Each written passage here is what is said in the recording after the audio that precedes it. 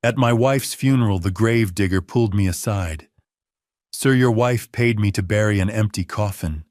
I thought he was crazy. Stop joking. He secretly slipped an old brass key into my hand and whispered, "Don't go home. Go to Unit 24. Right now." Inside Unit 24, I found something that left me frozen. And in that moment, I knew I had to save my own life before it completely collapsed. Welcome to this story. Before we open the door to Unit 24, please like the video, subscribe to the channel, and tell me where you're watching from. One quick note: this is a fictional story, and some details are dramatized to make the narrative more engaging and meaningful. The gravedigger's hand clamped onto my bicep like a rusted vice, just as I turned to leave my wife's side for the last time. It was an abrupt, jarring physical intrusion that felt like a sacrilege against the silence of Oakland Cemetery. I am Brooke Sterling, a 68-year-old retired bridge inspector, with a gaze as steady as the steel beams I once surveyed. But in that moment, I felt my internal pillars beginning to buckle. I stood alone as the red Georgia clay was shoveled onto the mahogany casket that supposedly held Alara, my wife of 40 years. The air was thick enough to chew a humid Atlanta afternoon, heavy with the cloying scent of lilies and the sharp, metallic tang of fresh, wet earth. Every thud of the shovel against the wood resonated in my teeth, a rhythmic reminder of a structural failure I couldn't fix. The crowd of mourners had already begun to drift toward the line of black town cars, leaving me to face the red mound and the man who wouldn't let go of my arm. Leander Finch, 58, a cemetery groundskeeper whose skin was tanned to leather by the Georgia sun, intercepted me as the crowd began to thin. He looked frantic, his eyes darting toward the retreating figures of my daughter Juniper and her husband Garrett. He leaned in close, bringing with him the pungent smell of cheap tobacco and damp subterranean earth. His grip tightened, pulling me slightly away from the path. "Sir, do not walk away." He whispered, his voice a dry rasp that sounded like dead leaves skittering over granite. "Not yet. I have a contract, 20 years in the waiting. Have you ever felt the world tilt on its axis while your feet stayed firmly on the ground?" I looked at his weathered face, trying to find the spark of madness that would explain this interruption. But all I saw was a terrifying bureaucratic certainty. The humid air seemed to freeze in my lungs. My mind, trained to look for fractures and stress points, couldn't find a logical explanation for why a groundskeeper would be citing a 2-decade-old contract at my wife's graveside. I tried to pull back, but Finch was surprisingly strong, his leathered hands holding me in place like an anchor. He fumbled in the pocket of his stained overalls and pulled out a small object. "Sir, your wife paid me a very large sum of money a long time ago for a specific service," he said, his breath hot against my ear. She was very clear about the timing. Empty.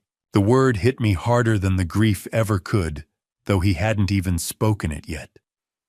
He pressed a small, cold brass key into my palm, the metal biting into my skin. It was labeled with a simple stamped number, 24. Before I could demand an explanation or shout for Garrett to come back, Finch's eyes went wide with a sudden localized panic. He let go of my arm and retreated toward the shadows of a nearby granite mausoleum, disappearing into the dark, like a ghost returning to the stone. "Sir, that box is empty," he threw back over his shoulder in a final hushed hiss.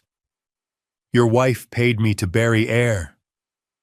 I stood frozen, the humid breeze suddenly feeling like ice against my neck. I looked down at the small brass key biting into my skin, then back at the mound of fresh dirt that was supposed to hold my wife, and realized my entire life had just become a structural lie. A heavy, warm palm landed on my shoulder, nearly making me drop the brass key into the very mud I had just learned was a lie. I flinched, my fingers tightening around the cold metal as I forced my hand deep into my trousers pocket. The weight of it pressed against my thigh like a brand of physical secret I wasn't prepared to share. Garrett Kendrick, 34, a sharply dressed mergers and acquisitions director, placed a comforting hand on my shoulder. his eyes showing a grief that looked disturbingly real. He smelled of an expensive woodsy cologne that seemed out of place among the scent of wet red clay and wilting lilies. "Brooks," he said, his voice dropping to that practiced, somber pitch used by men who negotiate for a living. "You have been standing here a long time. It is over now." He squeezed my shoulder, a gesture that should have felt like a lifeline, but instead felt like the slow closing of a trap. I looked at the sharp crease of his charcoal suit, and then up at his face. For years I had seen him as the perfect partner for my daughter, a man of ambition and stability.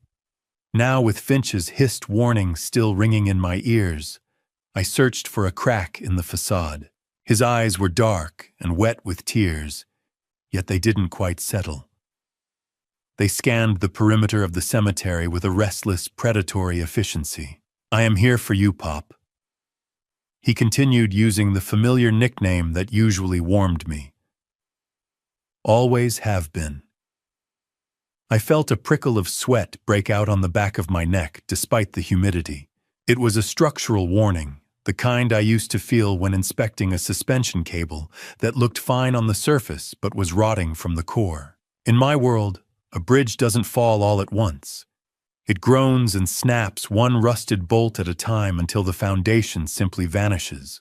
Garrett's shoes crunched on the gravel as he shifted his weight, and I realized he wasn't just comforting me. He was guarding the grave. He was ensuring I didn't linger long enough to ask the wrong questions. "We should get Juniper to the car," he said, nodding toward my daughter. Juniper Sterling, 29. A pediatric cardiologist whose hands were trained for the most delicate surgeries, clutched a damp tissue as she watched the funeral service end. She looked shattered, a fragile glass sculpture in a black dress. "She is very delicate today," Garrett whispered. "We need to get her home." "Is something wrong, Brooks? You are looking at me like I am a stranger." I forced a stiff smile, a lie that felt heavy in my mouth. "I just need a moment with her. Alone." "I will catch up in a minute," I replied. He hesitated, his gaze sharpening for a fleeting second before the mask of the grieving son-in-law slid back into place. How many times had I welcomed this wolf into my home, unaware that he was already counting the silver? "Don't take too long." Garrett said, his voice smooth as silk. "The house feels too big without Alara." I watched him walk away, the dull thud of an SUV door closing echoing through the quiet graveyard. As Garrett led my daughter away, his hand rested on the small of her back in a way that suddenly looked less like support and more like an arrest. I stood by the empty mound, the brass key burning in my pocket, knowing I couldn't follow them back to a house built on sand. I had to follow the truth. I waited until the engine noise faded into the hum of the Atlanta afternoon before I scrambled into my truck and locked the doors, my heart hammering against my ribs like a trapped bird. My hands were shaking so violently I had to grip the steering wheel for a full minute, watching the heat waves shimmer over the cemetery road where Garrett's SUV had just disappeared. The metallic taste of fear was sharp in my mouth, coiling around the growing suspicion that my son-in-law was far more than just a grieving husband. I reached into my pocket and pulled out the small brass key, its cold surface a stark contrast to the stifling, stale air trapped inside the cabin. Just as I went to reach for the yellowed envelope Finch had pressed upon me, my phone vibrated in the cup holder with a sharp, insistent buzz. It was a text from Juniper.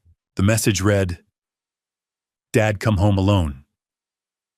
Need to talk. Just you." I froze, the blue glow of the screen reflecting in the windshield like a warning light. In 29 years, my daughter had never called me Dad. To her, I was always Daddy or Papa, even after she became a high-ranking surgeon who spent her days repairing broken hearts. This cold, clinical three-letter word was a linguistic fracture that sent a chill down my spine. This wasn't a plea from my daughter. It was a lure, a leash pulled tight by whoever was holding her phone. Garrett was fishing, and I was the intended catch. Believe me when I say that a man's world doesn't end with a bang. It ends with a three-letter word on a glowing screen. My blood turned to ice as the strategic implications of that text settled over me.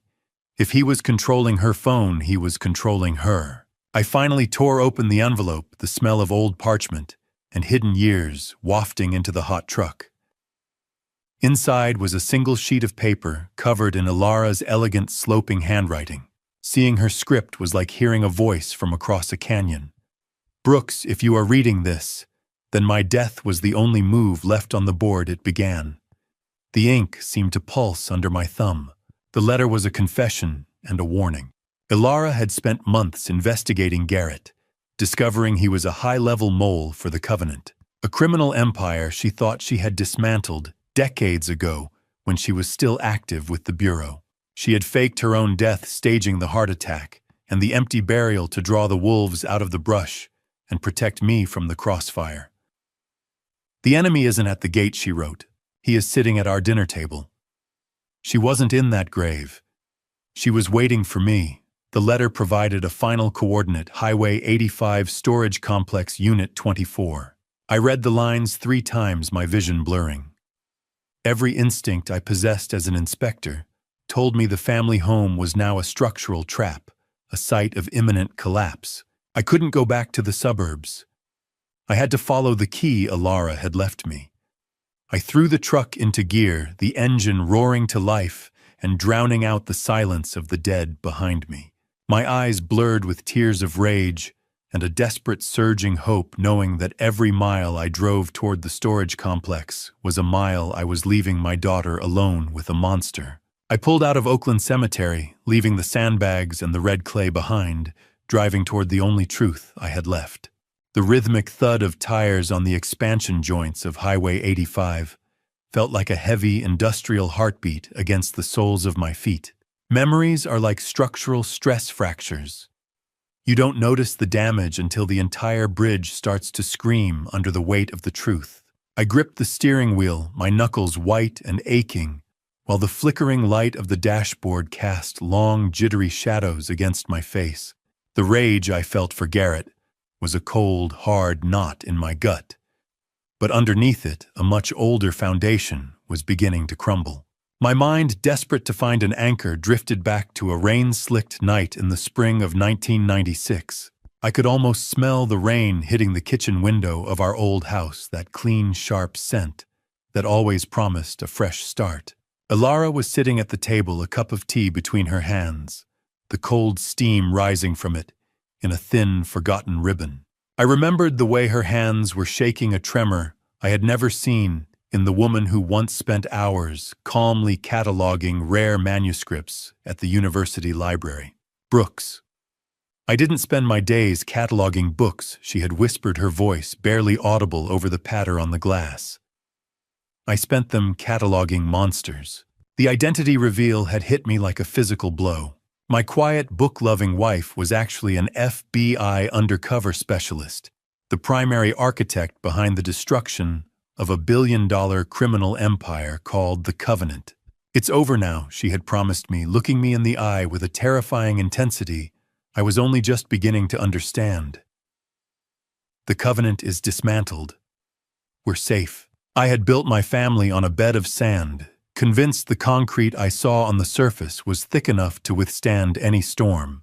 In that 1996 kitchen, Ilara explained the $1, $2 billion empire she helped topple and her decision to quit the Bureau to protect our infant daughter Juniper. "I'm choosing us, Brooks," she had said, her voice finally steadying. "I'm choosing Juniper. They think I'm just a witness. They'll forget my name in a year." I remembered the relief that had flooded through me then, a warm, naive wave that convinced me the danger had passed. I believed her when she said she was vanishing from the records, effectively erasing her professional history to become the mother our daughter deserved. For nearly 30 years, I cherished that safety, never realizing it was merely a temporary ceasefire in a war I didn't even know was still being fought. How do you look a woman in the eye for 30 years and never see the steel hidden behind the silk? The vibration of the steering wheel intensified as I pushed the truck faster toward Riverdale, the past bleeding into the present, until I could no longer tell where the memories ended and the road began. Every mile I traveled made me realize how little I truly knew about the woman I had just buried. She hadn't just quit the FBI. She had performed a vanishing act so complete, it was a rehearsal for the faked death she had just executed. I snapped back to the present, the hum of the tires on Highway 85 sounding like a countdown, and realized that Alara hadn't been hiding from the past, she had been standing guard against it. The realization left me cold, a solitary traveler on a bridge that had been burning for 30 years without my knowledge. The gravel crunched under my tires like bone, a rhythmic warning that I was crossing a threshold I could never step back over. The massive rusted sign for the Highway 85 storage complex loomed ahead, like a tombstone in the fading Georgia light. I pulled my truck into the desolate, wind-swept lot, feeling the cold weight of the brass key in my pocket pressing against my thigh. This place was a sprawl of industrial rot, smelling of ozone and wet metal, with high-voltage wires humming overhead like a swarm of angry hornets. I expected to find a deserted maze, but instead, I saw a man leaning against a black sedan near the primary gate. He had the predatory yet disciplined posture of someone used to operating in the shadows. He didn't look like a storage clerk. He looked like a threat. "You are late, Mr. Sterling," he said, his voice a low rasp that barely carried over the wind. "I didn't realize I was on a schedule," I replied, stepping out of the truck and keeping my hand near my pocket. Thane Garrison, a 52-year-old FBI special agent in charge with a salt and pepper buzz cut, waited at the gate of the Riverdale storage facility, looking more like a hardened contractor than a federal agent. He didn't offer a handshake. Instead, he flashed a badge with a practiced flick of his wrist. It was a badge I recognized from the subtext of Alara's old stories, the kind issued to men who lived in the black budget world of the Bureau.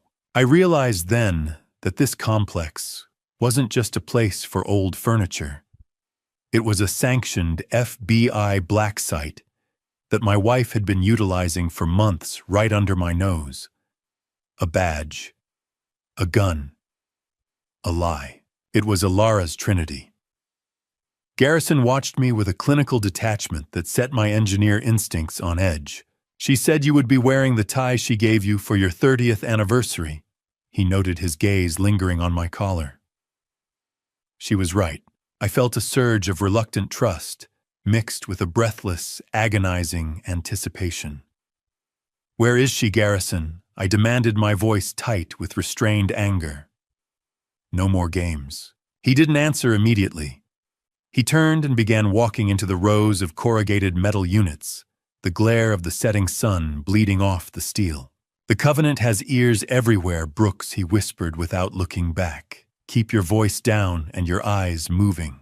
Walking through these metal aisles felt like walking through the rib cage of a leviathan that had swallowed my life whole. Garrison explained that the facility was under federal contract for sensitive relocations, but the real shock came when he admitted that Alara hadn't just reached out to them recently. "She never truly left their payroll," he said, his boots echoing on the pavement. "She has been a deep cover consultant for decades." The realization was a cold, physical weight. While I was inspecting bridges and worrying about retirement, my wife was coordinating federal operations from our own zip code. Garrison stopped at a door that looked identical to 100 others, but when he nodded at the padlock of Unit 24, I realized the key in my pocket wasn't just for a room. It was for the truth that would kill the man I used to be. My heart hammered against my ribs, a frantic rhythm of dread and hope as I reached for the lock. The key slid into the lock with a click that sounded like a gunshot in the silent facility. The silence in that corridor didn't feel like peace. It felt like the breath a man takes right before he jumps into an abyss. I stood frozen before the corrugated steel door of Unit 24, my fingers trembling as they gripped the brass. My mind, usually busy analyzing the structural integrity of suspension cables or the load-bearing capacity of reinforced concrete, was struggling to process the monumental weight of the thin metal barrier in front of me. Thane Garrison watched me with a clinical detachment, his silhouette dark against the orange glare of the setting sun at the end of the aisle. His hand rested near his sidearm, his eyes scanning the empty, shadow-drenched rows for any sign that we had been followed. The damp heat of the Georgia evening seemed to pool in this narrow alleyway, smelling of industrial grease and old dust, making every breath I took feel heavy and contested. My hands shouldn't be shaking like this.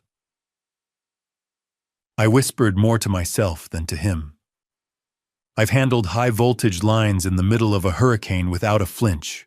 Garrison didn't look at me, his focus remaining on the perimeter. Different kind of storm, Brooks. Just turn the key. I looked at the brass key, noting the fine scratches and the dull patina that suggested it had been waiting for this exact moment for decades. A secret is like a load-bearing wall. You can't just knock it down without the whole roof caving in on your head. Garrison leaned in closer, his voice a low vibration. He explained that the FBI had been hacking the facility's own security grid for months, looping the camera feeds to mask their presence.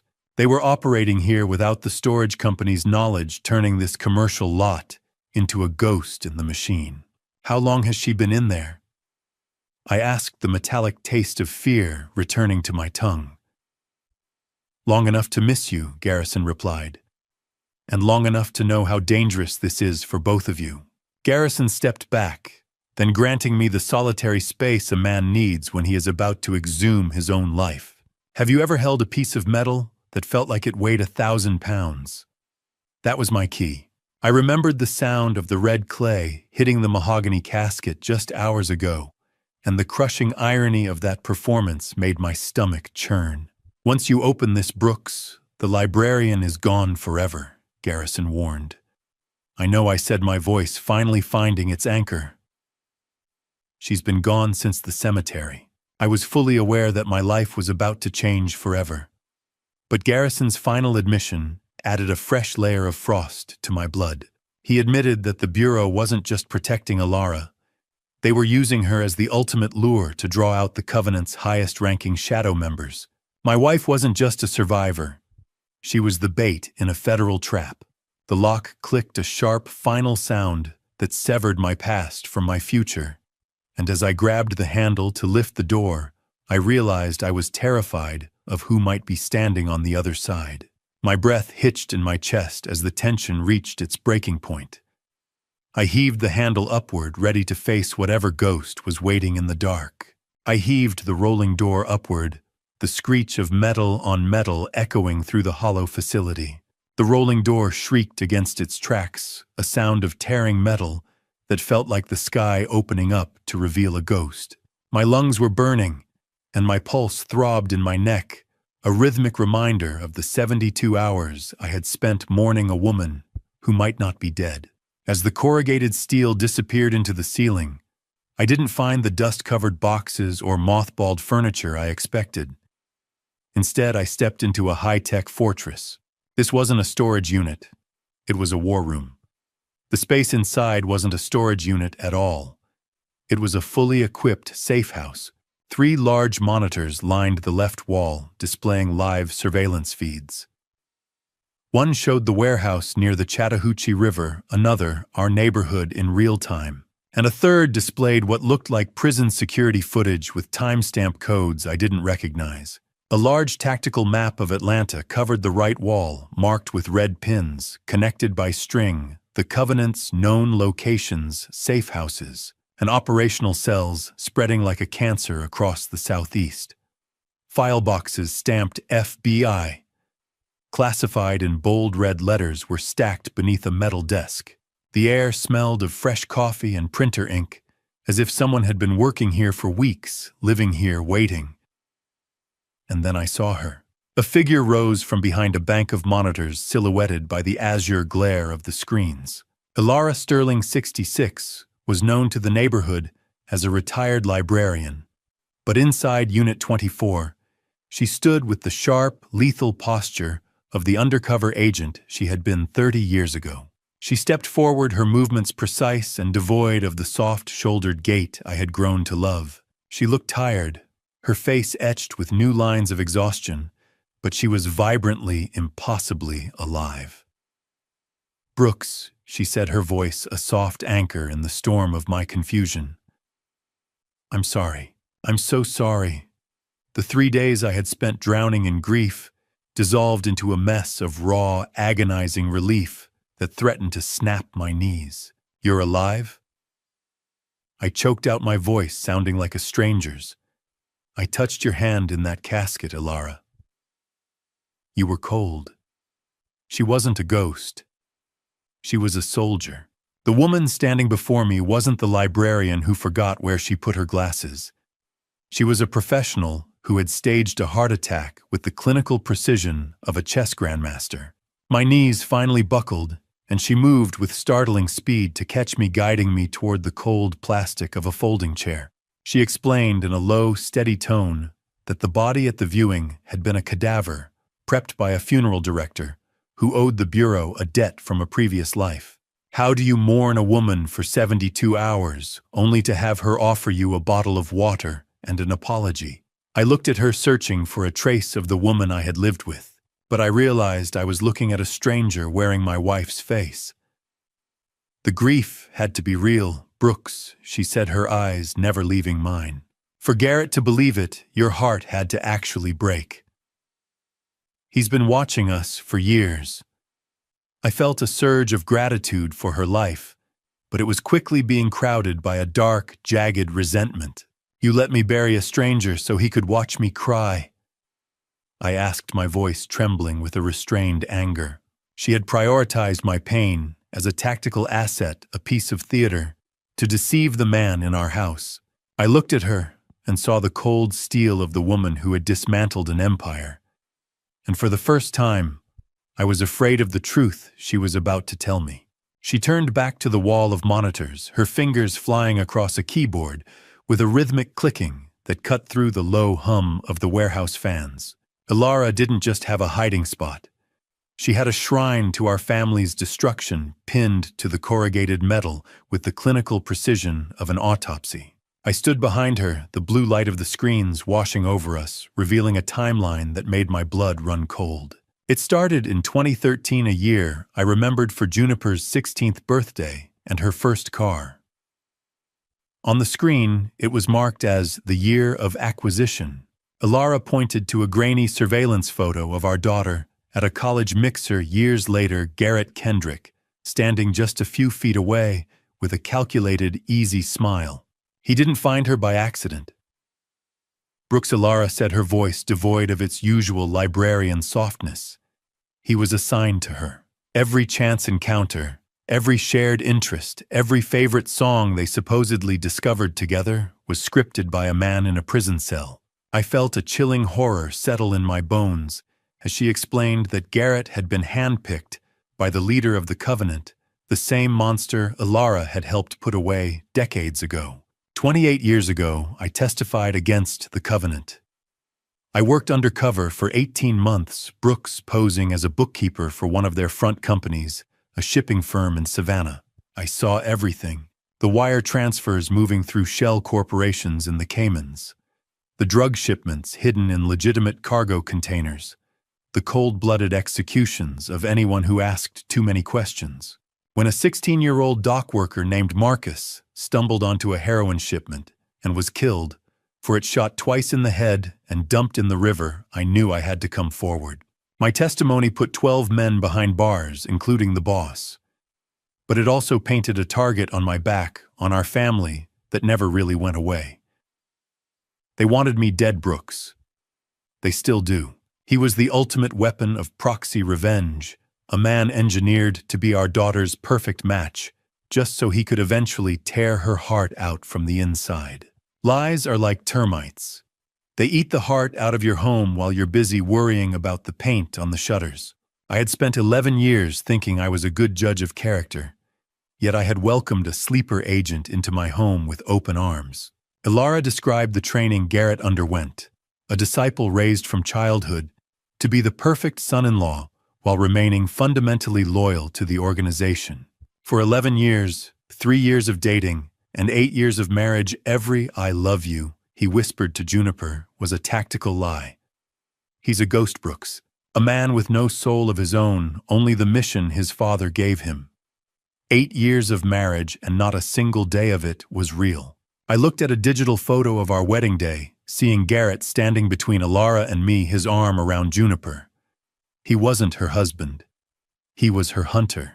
In that flickering blue light, his beaming smile looked like a bared teeth snarl. I thought of my career in bridge inspection, how a single rusted bolt hidden deep in the structural webbing can bring the whole span down without a second of warning. I had walked her down the aisle. I had placed her hand in the palm of a monster and felt proud of the man she had chosen. The smell of stale coffee in the unit felt suffocating as the weight of my own failure crushed the air from my lungs. The sharp edges of the evidence photos on the screen seemed to cut into my eyes. I felt the bile rise in my throat as Alara pulled up a second folder, her face going grim as she whispered, "And that isn't even the worst of it, Brooks. He has a life we never saw." I stared at the monitors, realizing the man I had called my son was a structural lie of the most lethal kind. Garrison stepped forward, holding a thick manila folder labeled Kendrick, Secondary. He didn't speak. He simply slid a glossy surveillance photo across the metal desk, the image cutting through my composure like a jagged piece of glass. I stared down at the photograph, and for a moment the steady hum of the safe house air purifier seemed to stop entirely.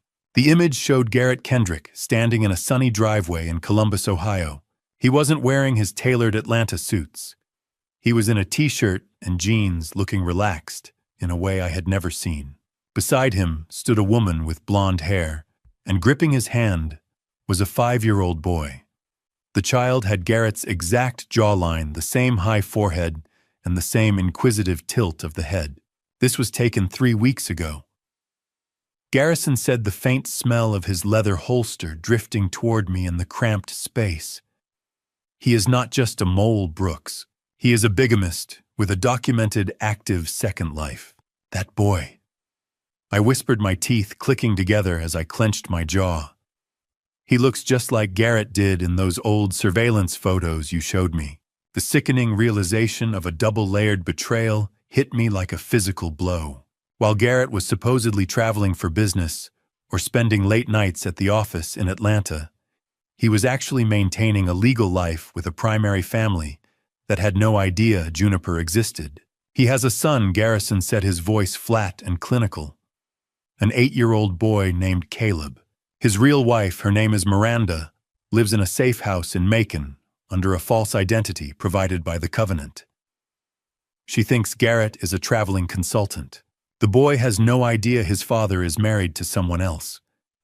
The boss has known about them the entire time. He's been holding Caleb's safety over Garrett's head for years, Brooks. If Garrett ever tried to back out, if he ever showed mercy to your family, the Covenant would kill the boy. That's how they ensure loyalty, not through money or ideology, but through the threat of murdering the people their soldiers love most. Caleb is the anchor that keeps Garrett chained to this nightmare. Ilara moved closer, the flickering blue light from the monitors reflecting off the folder in my hands. She detailed how Garrett managed the logistics, utilizing the Covenant's vast resources to create shell companies and airtight travel itineraries. Every holiday, every anniversary, and even the emergencies that called him away from our dinner table were calculated rotations between his two worlds. He was a house with 2 front doors, and we were the ones locked in the basement of his lies. The structural integrity of my entire reality was now completely liquidated, leaving me with a sense of intellectual vertigo that made the floor feel like it was pitching beneath my feet. He's been playing both sides of the fence for a decade. Ilara said, her voice tight with a cold, professional fury. Juniper was the job. Ohio was the life. Or maybe it was the other way around. It didn't matter. The result was the same. My daughter had spent 8 years sharing a bed with a man who was essentially a ghost, a master of mirrors who had erased our true presence to satisfy a mission of revenge. I stared at the photo of the young boy, realizing he was the true blood legacy of the man Ilara had put in prison. He wasn't just lying to us. He was erasing us. I saw the cycle of violence being prepped for another generation, a silent blueprint for future destruction. The weight of the brass key in my pocket suddenly transformed from a burden into a weapon, and I felt a cold, sharp-edged determination take hold. I didn't just invite a monster into my house, I said, my voice barely a rasp. I invited a ghost. But the most terrifying part was what Garrison told me next. The Ohio family wasn't just his real life. They were collateral held by the Covenant boss to ensure Garrett followed through with our execution. My fingers curled into a fist as I looked at Garrison and whispered, "We're out of time, aren't we?" And he didn't even have to look at the monitors to give me the answer. Holding my phone felt like holding a live grenade. One wrong word, one tremor in my voice, and I'd be the one to pull the pin on my daughter's life. I reached for the device in the quiet sanctuary of the safe house, my thumb hovering over Juniper's contact name, while my vision swam. Behind me, Ilara stood like a statue carved from ice, her hand gripping my shoulder with a strength that was far more tactical than comforting. I wasn't just calling to hear her voice. I was the bait for a digital trap, a means for Garrison to ping the exact GPS location of Garrett's vehicle. My engineering mind tried to calculate the exact frequency of a father's voice, a tone that wouldn't betray a man who had just seen his wife rise from the dead. I hit dial. The phone rang once, twice, 3 times, each tone sounding like a hammer, striking a hollow iron pipe in my ears. "Breathe, Brooks," Ilara whispered, her breath hot against my neck. "You're her father. Just her father." I closed my eyes, trying to find the man I was before the funeral, before the brass key, before the lies.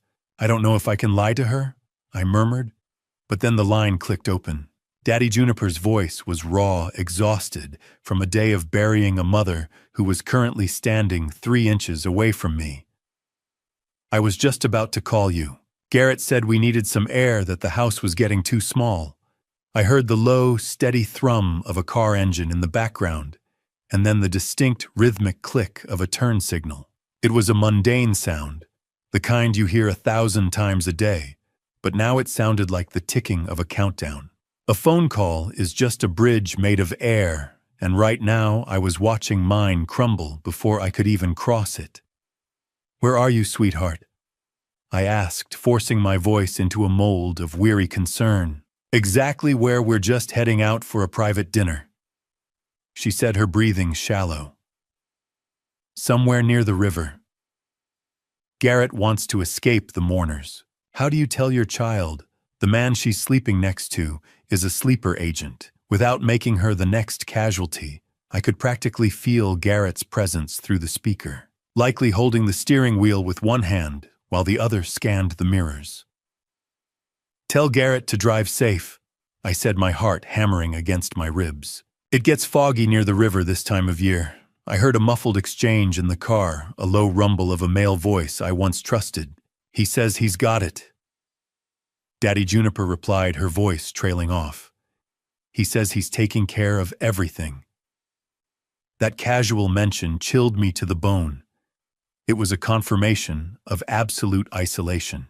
He had already moved her away from her friends, her cousins, and now he was moving her away from the world. I ended the call with a hollow promise to see her tomorrow, a word that felt like a cruel joke. I hung up and looked at Garrison, who was staring at a map on a glowing monitor. A blinking red dot was heading straight for the industrial district, far from any reputable restaurant. He looked at me, his face grim, and whispered the words that stopped my heart. "He's not going to a restaurant, Brooks. He's taking her into the dark." Garrison's fingers blurred across the keyboard, his face illuminated by the cold blue phosphor of the monitors as he chased a ghost across the digital grid of Atlanta. I stood paralyzed behind him, my heart hammering against my ribs in a frantic, uneven rhythm that mirrored the stuttering red dot on the screen. The flickering blue light of the monitors cast long, skeletal shadows against the corrugated metal walls of the safe house, making the room feel like an industrial tomb. I watched as Juniper's GPS signal deviated sharply from the main thoroughfare, abandoning the path to any reputable restaurant or commercial district. Garrett wasn't just driving her. He was being followed by a tactical backup team from the Covenant to ensure the job was finished. Garrison pulled up a live traffic feed from a nearby intersection, the grainy texture of the footage highlighting the silver sedan as it blew through a yellow light. The car moved with a terrifying, purposeful speed that mocked the pretense of a casual dinner. "He's heading for the old cotton district," Garrison muttered, his eyes never leaving the display. "There's nothing there but rust and regret." I leaned over his shoulder, my cold sweat soaking into the collar of my shirt. "Zoom in," I demanded, my voice cracking. "I need to see if she's still in the passenger seat." A second camera feed flickered to life, capturing a black SUV falling in behind Garrett's car, the same heavy-framed vehicle Ilara had identified from the cemetery surveillance. Information is like a lifeline in a storm, and I was watching ours fray to a single shivering thread. That SUV has been following them since they left the cemetery gates. Ilara whispered, her hand tightening on my arm until it bruised. "He's not just her husband anymore, Brooks. He's her escort to the execution." The structural integrity of my composure finally snapped. I saw the coordination, the sheer scale of the entrapment, and realized my daughter was being delivered to a welcoming party of monsters. We watched the silver sedan and its predator escort turn toward the shadow of a massive derelict warehouse near the riverbank. The ozone from the overheating computers filled my nostrils, a sharp metallic tang that signaled the end of the line. Just as the vehicles slipped into the blind spot of the last functioning street camera, the red dot on Garrison's monitor flickered once and vanished. Black. The screen went as black as a fresh grave. The signal lost alert began to flash in a haunting, rhythmic red pulse against the safe house wall. "The signal's gone," Garrison barked into his headset. "He's jammed it." A deliberate kill command had been sent to the phone to prevent us from following any further. "She's in the dark, Garrison." I choked out the air in the room, suddenly feeling too thick to breathe. "My baby is in the dark." I stared at the empty screen, the silence in the room so heavy I could hear the hum of the computer fans like the buzzing of flies. The voyeuristic terror of the digital pursuit had been replaced by a total suffocating panic that threatened to drown me. Garrison didn't hesitate. He slammed his fist onto the desk, rattling the monitors, and shouted into his headset with a raw, tactical urgency. "They're at the river. Launch the birds." The calm efficiency of the safe house evaporated in a heartbeat, replaced by the staccato bark of Garrison's orders and the high-pitched whine of drones launching from a hidden bay on the roof. My ears rang with the sudden surge of tactical noise, a chaotic symphony that signaled the end of the digital shadow dance. Garrison wasn't just launching eyes into the sky. He explained as he worked that these birds were equipped with electromagnetic pulse emitters. If the situation turned, he was prepared to fry every circuit in that district, even if it meant losing our own connection. I watched the monitors flicker and roll as they switched to thermal imaging, scanning the rusted skeletons of the Chattahoochee Industrial District.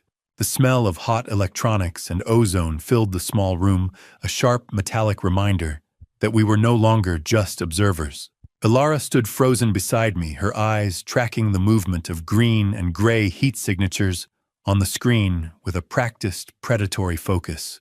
It was the look of a hunter who had found a trail, and it terrified me as much as the threat to our daughter. "I need eyes on that warehouse," Garrison shouted into his headset. "If they go inside, we lose the thermal lock. Brooks, stay back from the consoles. You're vibrating so hard, you're going to trip a sensor." I didn't realize I was shaking until I tried to steady myself against the metal desk. The reality of the total system blackout hit me like a physical blow.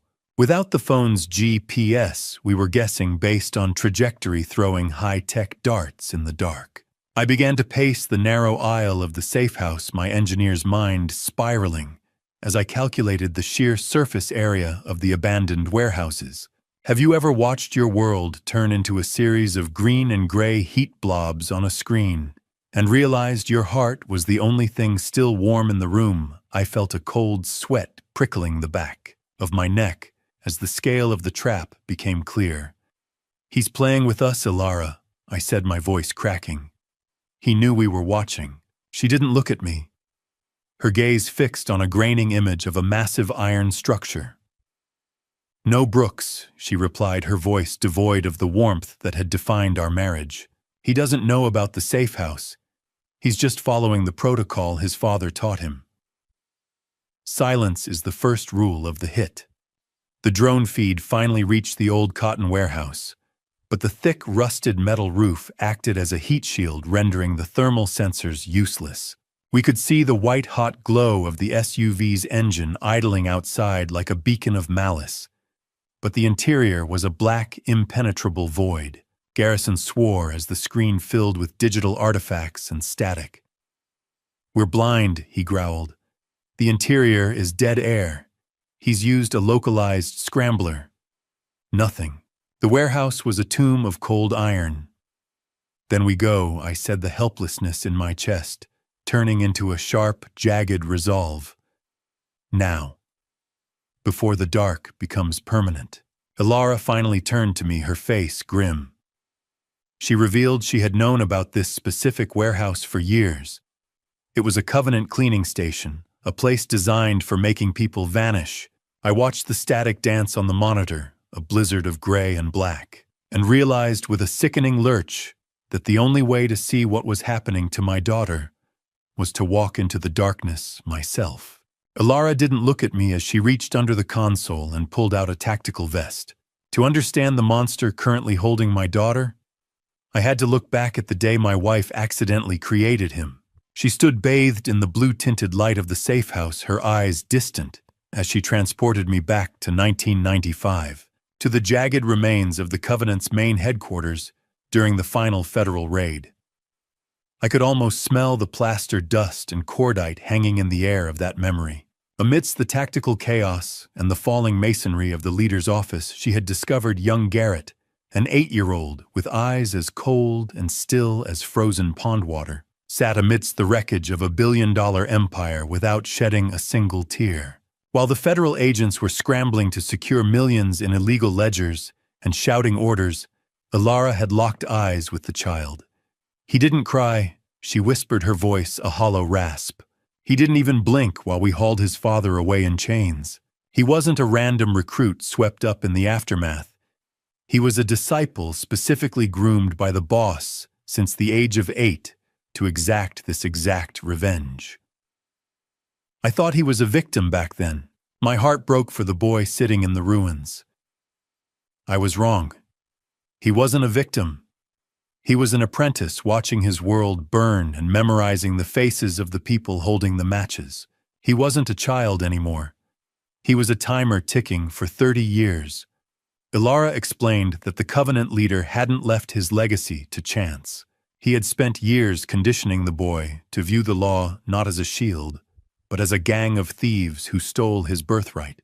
My rhythmic thumping pulse drummed in my ears as the horror of the conditioning sank in. "We thought we were saving him," Brooks Ilara said, her fingers tracing the cold, tactile edge of an old evidence photo on the monitor.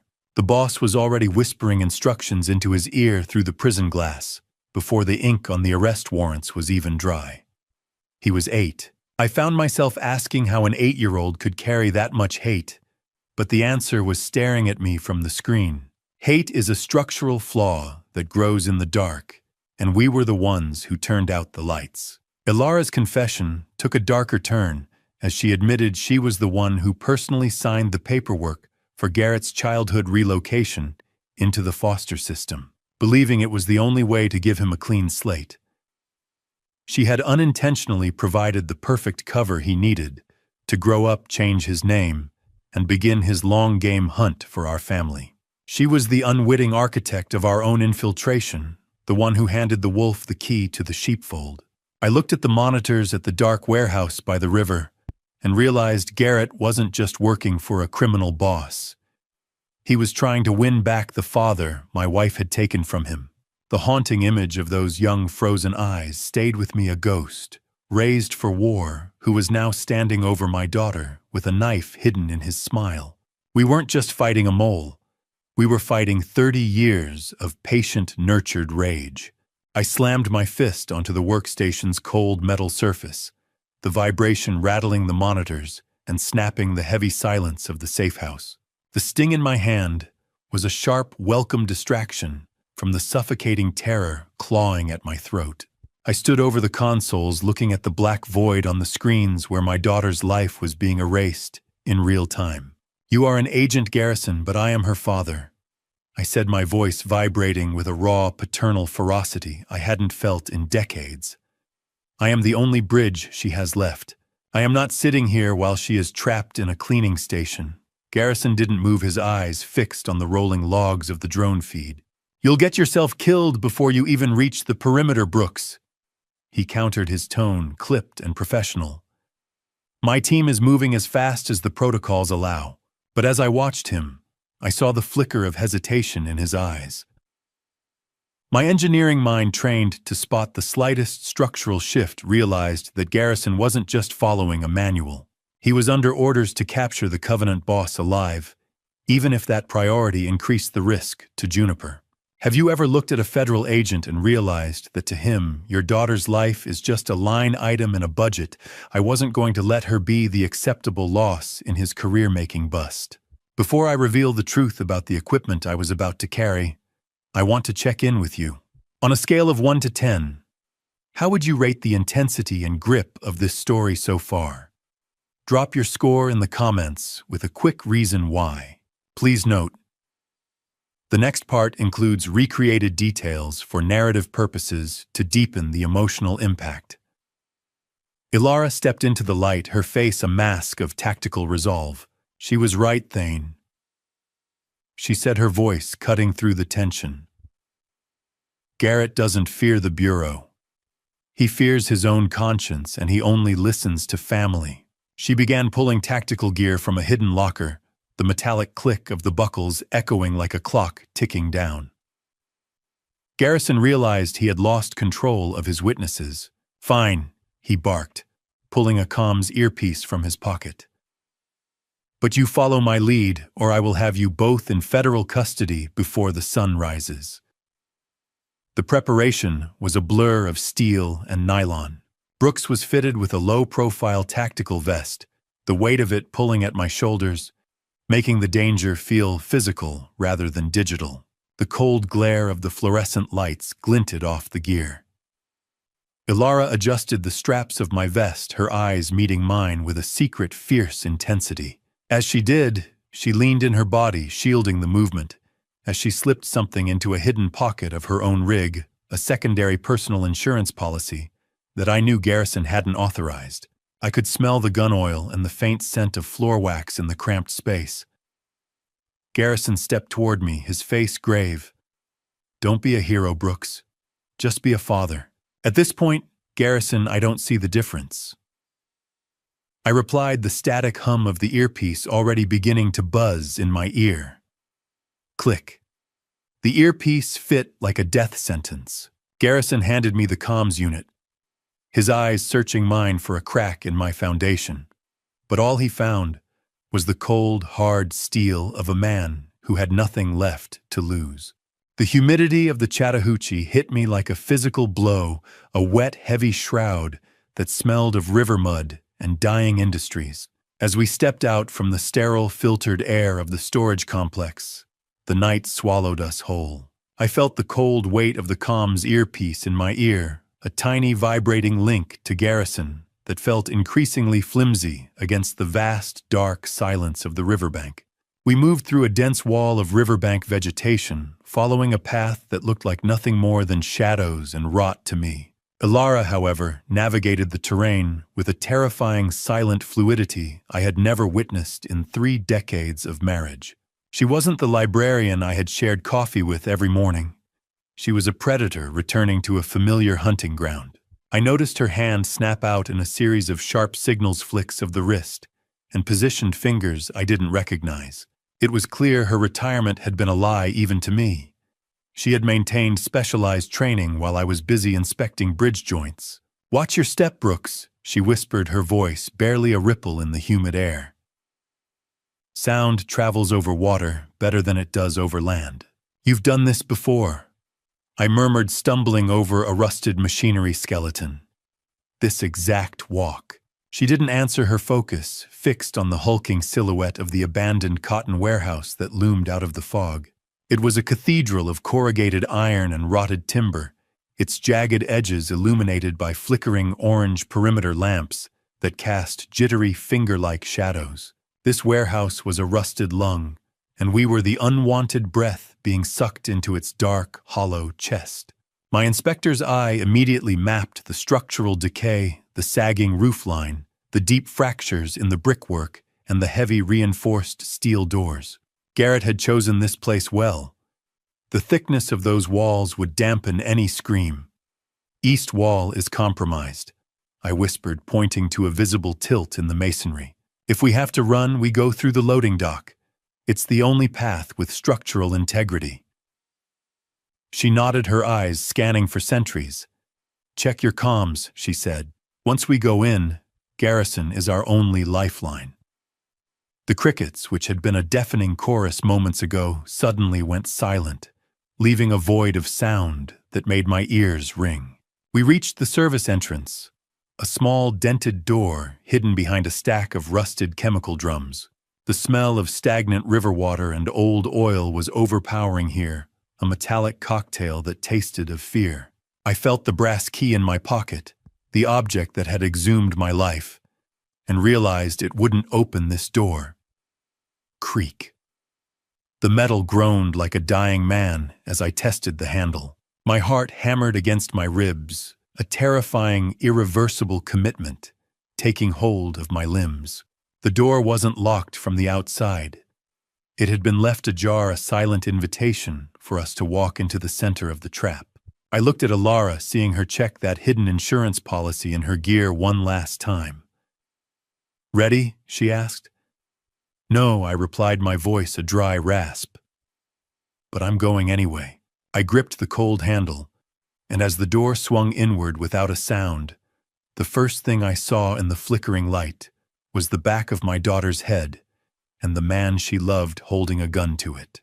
The interior was a cathedral of rot, vast and echoing with the sound of the river against the pilings. The smell of rotting cotton and stagnant river water was nothing compared to the metallic scent of my own fear as I stepped into that hollow cathedral of rust. Beside me, Alara moved like a phantom, her presence almost undetectable as our eyes adjusted to the pitch-black shadows that hid decades of industrial decay. In the very center of the massive space, a single industrial lamp hung from a frayed cable, swaying slightly. It cast a harsh, flickering orange cone of light that seemed to carve a stage out of the absolute darkness. "Stay low," Alara whispered, her voice barely a breath. "The echoes in here are our worst enemy." I felt the cold weight of the comm's earpiece, but there was only static now, the warehouse's iron skin acting as a shield against the outside world. "I see her, Alara," I murmured, my heart doing a jagged dance against my ribs. "I see our little girl." Juniper was tied to a heavy wooden chair in the dead center of the light. Her face was streaked with tears, mascara running in black rivulets down her cheeks. Her wrists were bound so tightly with nylon rope that I could see the red welts even from the shadows. A gag was tied cruelly around her mouth, cutting into the corners of her lips. But what broke me wasn't the physical restraints, it was her eyes. They were wide, glassy, and utterly defeated, the eyes of someone who had already given up hope of rescue. My brilliant daughter, the pediatric cardiologist, who spent her days saving children's hearts, looked like a broken doll discarded in the center of a stage built for her execution. Garrett Kendrick stood directly behind her, his hand resting on the back of the chair, with a proprietary coldness that made my blood boil. He had meticulously lit the warehouse to ensure that whoever came for her would see exactly what he wanted them to see, a victim ready for the end. The man my daughter once called perfection was gone, replaced by a calculated predator who looked right through the darkness toward our position as if he had been counting our heartbeats. A bridge collapses when the load exceeds the strength of the steel. In this room, my heart was the bridge, and the sight of my daughter was a weight I wasn't sure I could carry. Every instinct I possessed as a father screamed at me to run into that circle of light, to tear Garrett apart with my bare hands. Don't look at his eyes. Brooks Ilara signaled, her hand clamping onto my arm with bruising force. Look at his hands. He's waiting for us. This isn't a hiding spot. It's a stage. As I prepared to step forward, the shadows around the light began to shift. The flickering orange light revealed the silhouettes of 4 men stepping out from behind rusted machinery, their rifles leveled at the entrance. Click. The sound of 4 safeties being switched off echoed like a firing squad. My strategic despair deepened as I realized we were outnumbered and outgunned. Garrison better be as close as he says he is. I thought, though, the silence in my ear told a different story. These Covenant guards weren't just there to protect Garrett. They stood with a rigid, watchful posture that suggested they were there to ensure he followed through with the hit, preventing any last-minute mercy for the family he had lived with for a decade. Garrett slowly raised his gaze to the shadows, where we stood, his face illuminated by the swaying lamp, and he smiled a cold, empty smile that told me he'd been counting our footsteps from the moment we crossed the river. He knew we were there, and he knew we had nowhere left to run. Ilara squeezed my hand, once a silent goodbye, or a promise of war, I didn't know which. And then she stepped into the cone of light. She didn't hesitate. She stepped into that harsh circle of light with the terrifying grace of a predator returning to a kill she'd never actually finished. The flicker of the industrial lamp overhead cast deep, rhythmic shadows across her face, making her look less like my wife and more like a vengeful spirit conjured from the river fog. "Surprise, Garrett?" she said, her voice cutting through the smell of ozone and wet timber like a sharpened blade. I'm not as easy to bury as a few sandbags. Tied to the heavy wooden chair, Juniper let out a muffled, strangled cry behind her gag, her body bucking against the ropes. Mom Juniper's voice cracked after Garrett ripped the gag away, barely a whisper that sounded like glass breaking. Her face went white, then red, then white again, as shock and disbelief collided in real time. Tears spilled down her cheeks in fresh torrents. You're alive! How is this?" How she tried to stand, but her legs buckled, still weak from hours of captivity. Her entire body shook with sobs that were equal parts relief and absolute cognitive fracture. She looked at her mother like she was staring at a ghost, her brain visibly struggling to reconcile the woman she had buried with the woman standing 10 feet away, alive and armed. Her eyes were wide, blown out, with a mixture of hysterical joy and absolute cognitive dissonance as she stared at the mother she had watched vanish into the Georgia clay. Garrett's hand, which had been resting with proprietary coldness on the back of Juniper's chair, began to twitch. The calculated predatory mask he had worn since the cemetery didn't just crack. It shattered. His brain was clearly struggling to reconcile the tactical finality of the heart attack report with the breathing, lethal woman standing 10 feet away. He looked at her like a man looking at his own executioner. I saw the medical reports myself. Garrett stammered, his face turning the color of ash. I personally checked the hospital logs. I saw the casket go into the ground. Ilara tilted her head, a cold, predatory smile playing on her lips. You saw what a professional wanted you to see, Garrett. You were always just an amateur playing at my game, and you've spent 10 years failing to notice the structural flaws in your own infiltration. A lie is a structural flaw. Once it's exposed to the light, the whole building starts to groan. I stepped out from the shadows, then flanking Ilara, my heart hammering a war drum against my ribs. I felt the cold weight of the comms unit in my ear, useless now that the iron walls had claimed our signal. But I didn't need Garrison to tell me what to do next. The Covenant guards tightened their grips on their rifles, their eyes darting toward Garrett for a command that wouldn't come. He was trapped in a mental loop, the conditioned loyalty to his prison father, colliding head-on with the sheer impossibility of our presence. "Let her go, Garrett," I said, my voice echoing in the cathedral of rot. "It is over." Every "I love you" you whispered to my daughter for 8 years was a debt you can never repay. He looked at me, then back at Alara, his eyes glazed with a rising panic. "It is never over," he whispered, his voice cracking like dry wood. "He said it would never be over. He told me you were gone." Garrett's eyes darted toward a laptop resting on a crate near the chair, and I saw the moment his fear of the living woman was replaced by an even greater terror of the man watching from prison. He wasn't just a husband who had been caught. He was a disciple who had failed his God. He admitted he was the one who confirmed the death to the boss, the one who guaranteed the Sterlings were no longer a threat.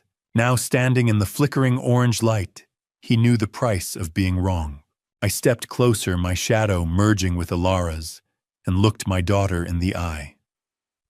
I looked into my daughter's eyes, and for a second, I saw the exact moment her entire reality turned to ash. Juniper was tied to that chair, the industrial light overhead, swaying and making the shadows dance across her tear-streaked face. Garrett stood there frozen, but I didn't care about his shock anymore. I had to deliver the blow that would finally sever the cord between them. I reached into the pocket of my tactical vest and pulled out the glossy surveillance photo Garrison had given me. It felt heavy, a piece of evidence that carried the weight of a death sentence. I dropped it at Juniper's feet. The bigamy reveal was the only way to destroy Garrett's leverage over her heart.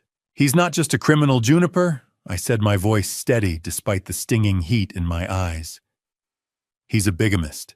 He has a primary wife and a biological son in Columbus, Ohio, who looks just like him." I looked at Garrett, my jaw clenched so tight it ached. "Tell her, Garrett. Tell her about the woman in Columbus. Every business trip, every late night at the office, every single emergency that took him away from our family was just a return to his real life. A bridge doesn't just snap. It corrodes from the inside until the mere weight of a shadow can bring it down. 11 years of rust had just met the light." Juniper's muffled sobbing grew louder, a strangled sound of absolute despair. I forced her to face the decaying decade of her life. 11 years, honey. 3 years of dating and 8 years of marriage. All for a ledger and a prison grudge. You weren't his wife. You were his assignment, a tool to bypass your mother's defenses. He targeted you when you were 16, a child, because the Covenant boss told him to. The smell of grease and wet iron in the warehouse felt suffocating as I detailed the cold logistics of their plan. Every holiday, every birthday, even her wedding day, it was all just evidence of a decade-long crime. The weight of the truth seemed to physically crush her, and her cries eventually subsided into a hollow, terrifying silence. 0. That was the value of my daughter's love in his ledger. Garrett finally found his voice, but it wasn't the man Juniper loved speaking. It was the robotic tone of the disciple. He looked at her with a chilling, clinical detachment. It was a mission, he confirmed, his voice echoing in the vast, dark space. "You were always just a mission. I did what I was trained to do. My primary loyalty has always been to the man who raised me from the rubble after your mother destroyed my family." There was no trace of the husband she knew left in him. He had discarded his persona entirely, revealing that every affection he'd shown for 8 years was just a learned behavior, a tactical necessity for the hit. He was a monster who had worn a mask of love until the plastic finally melted. Juniper's head fell forward as she broke her spirit, finally giving way under the structural failure of her life. But Garrett's voice suddenly sharpened as he looked at the laptop glowing with a cold blue light on the crate beside him. He whispered, but then something happened. Something that wasn't in the script. I saw Garrett's voice crack for the first time, a hairline fracture in the stone mask he had worn since we arrived. The chime from the laptop sitting on a nearby crate wasn't a standard notification. It was the sound of a guillotine blade sliding into its starting position. Garrett froze, his gaze fixed on the pixelated glow of the screen as his mask of professional coldness fully dissolved into a raw, unfiltered terror. I stood 3 feet away, the tactile sweat on my palms, making the tactical vest feel like a lead weight against my chest. The laptop screen flickered to life, revealing the high-contrast, shadowed face of the Covenant leader broadcasting from a federal cell. His voice was a gravelly, distorted rasp that filled the hollow warehouse, instantly silencing the rhythmic dripping of the river water. He didn't even look at Alara or me. He spoke directly to Garrett with the terrifying intimacy of a father who owns his son's soul. "You're stalling, Garrett." The boss hissed, his image stuttering with digital artifacts. "I didn't raise you to be a sentimental fool. I am just confirming the targets." Father Garrett stammered, his hand shaking so violently the gun barrel traced erratic circles in the air. "Have you ever seen a man's soul break in real time? It doesn't make a sound, but it's louder than any explosion." I watched as the man who had infiltrated my family for a decade crumbled before a screen. The laptop display split, showing a second grainy live feed of a suburban house in Ohio, the same house I had seen in Garrison's surveillance photos. A man in a dark hoodie stood by the front door, holding a silent, glowing device. Garrett fell to his knees on the cold concrete, the gun dipping toward the floor. "Loyalty is a debt that must be paid in blood," Garrett the boss explained with clinical cruelty. "Either the Sterlings die or your own child does. Leave him out of this." Garrett sobbed, his voice a broken wreck. "He's just a boy." "He is my grandson by law," the boss countered, "and his life is the price of your hesitation." Tick, tick, tick. The countdown wasn't on the screen. It was in Garrett's shaking hand. I realized then that the villain of our story was also a victim, a man whose cooperation was being extorted through the direct threat of his own son's murder. The Covenant boss had anticipated this exact fracture and had placed his own men at Garrett's real home as a lethal failsafe. The warehouse guards shifted their aim, their rifles now targeting Garrett, as well as the three of us awaiting the final order from the screen. "Shoot them now," the boss commanded, his eyes twin pits of darkness in the pixelated light. "Or watch your own legacy die on your front porch. You have 10 seconds. The smell of hot electronics and ozone seemed to thicken in the air.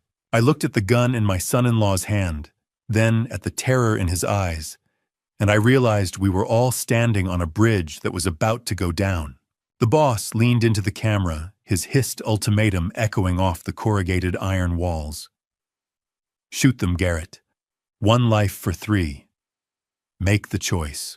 I watched my daughter tied to that chair, and then I looked back at the man who was being forced to choose between his mission and his blood. I stepped into the line of fire, not because I was brave, but because a bridge inspector knows that when a structure is failing, you have to reinforce the point of greatest tension with everything you've got. I moved between Garrett's shaking handgun and my daughter, putting my back to her, as if my own flesh could serve as a shield against the decades of poison Garrett had been fed. The gravelly distortion of the Covenant boss's voice continued to scream from the laptop screen, a frantic, pixelated ghost demanding blood. "Garrett, look at me," I said, my voice low and vibrating with a grounded authority that seemed to startle even the guards in the shadows. "Not the screen. Look at the man who sat across from you at Thanksgiving for a decade. Look at the man who taught you how to fix a carburetor and trusted you with his daughter's heart." Garrett's eyes were streaming with tears, his white-knuckled grip on the handgun, betraying a conflict that was tearing him apart from the inside. "You were a boy who lost a father." Once I continued stepping closer until I could feel the heat of the gun barrel near my chest. "I know what that does to a soul, Garrett. I've seen it in your eyes at every family dinner. Don't become a man who destroys another soul to avenge a ghost. Look at Juniper. She isn't a mission. She's the woman who knows how you take your coffee. She's the woman who stayed up all night when you had the flu. She's the woman who actually loved you, Garrett, not the weapon they trained you to be. If you pull that trigger, you're not killing us. You're killing the only family who ever saw you as human." I took another step, my voice breaking. Your son Caleb is 8 years old, Garrett. The same age you were when they took your father from you. If you do this, you're teaching him that revenge is worth more than love. Is that the legacy you want? Do you want him to grow up to be another disciple of a dead man's hate? Or do you want him to be free? If you've ever had to beg for your child's life, you know that your voice doesn't come from your throat. It comes from the very center of your bones. I could taste the salt of my own tears as I spoke, the scent of old oil and river mud thick in the warehouse air. I revealed then that I was recording every word through my comms earpiece, and that Garrison's team was already using his confession to pinpoint the location of the boy in Ohio. Garrison has a tactical team minutes from your house in Columbus, Garrett. If you make the right choice now, the FBI can protect your son. We can end this cycle of blood right here. What kind of man do you want him to be? A disciple of a ghost or a free man? His soul was a rusted bolt, and I was the wrench trying to turn it before the whole structure collapsed. Garrett admitted through a choked sob that he hadn't just tracked Juniper out of duty. He had sought us out because he was starving for the family warmth he had seen Alara offer during that 1995 raid. He wanted to be a Sterling, not a Kendrick. 3 seconds, Garrett the boss screamed from the crate, his pixelated face contorted with rage. Kill them or the boy dies, Uncooktuktum. I saw Garrett's finger tighten on the trigger, the tension in the room reaching a point beyond physical limits. I can't let him be you, Garrett. Whispered his voice, a broken, jagged thing. The standoff became a deafening physical force, a silence so heavy it felt like it would crush us all. Juniper watched my back, her muffled cries going silent as she witnessed the final fracture of the man she had loved. Garrett's arm suddenly pivoted with a violent, desperate energy. Instead of pointing the muzzle at my chest or Juniper's head, he leveled it directly at the pixelated face of the man who had raised him to be a killer. He wasn't aiming at us. He was aiming at the source of his own haunting. The gunshot wasn't an ending. It was a thunderous declaration of independence that shattered the pixelated face of a tyrant and threw the warehouse into instant, violent chaos. Garrett fired directly into the laptop, the screen erupting in a violent spray of sparks and liquid crystal. The rasping, distorted voice of the Covenant boss was cut off mid-threat, plunging the center of the warehouse into a ringing silence that lasted for only a fraction of a heartbeat. I watched as Garrett immediately dropped the gun. His first instinct upon betraying his mentor wasn't to flee or bargain, but to dive toward Juniper with desperate speed. He threw his own body over hers, shielding her bound form with his own chest, as a human shield against the 4 Covenant guards, who finally realized they had been betrayed. "Get down now," he roared, his voice cracking with a decade of suppressed emotion. The guards were already pivoting, their faces twisting with a cold, professional fury that signaled our immediate execution. "Traitor, kill them all," one of them shouted, his rifle rising to level with the back of Garrett's head.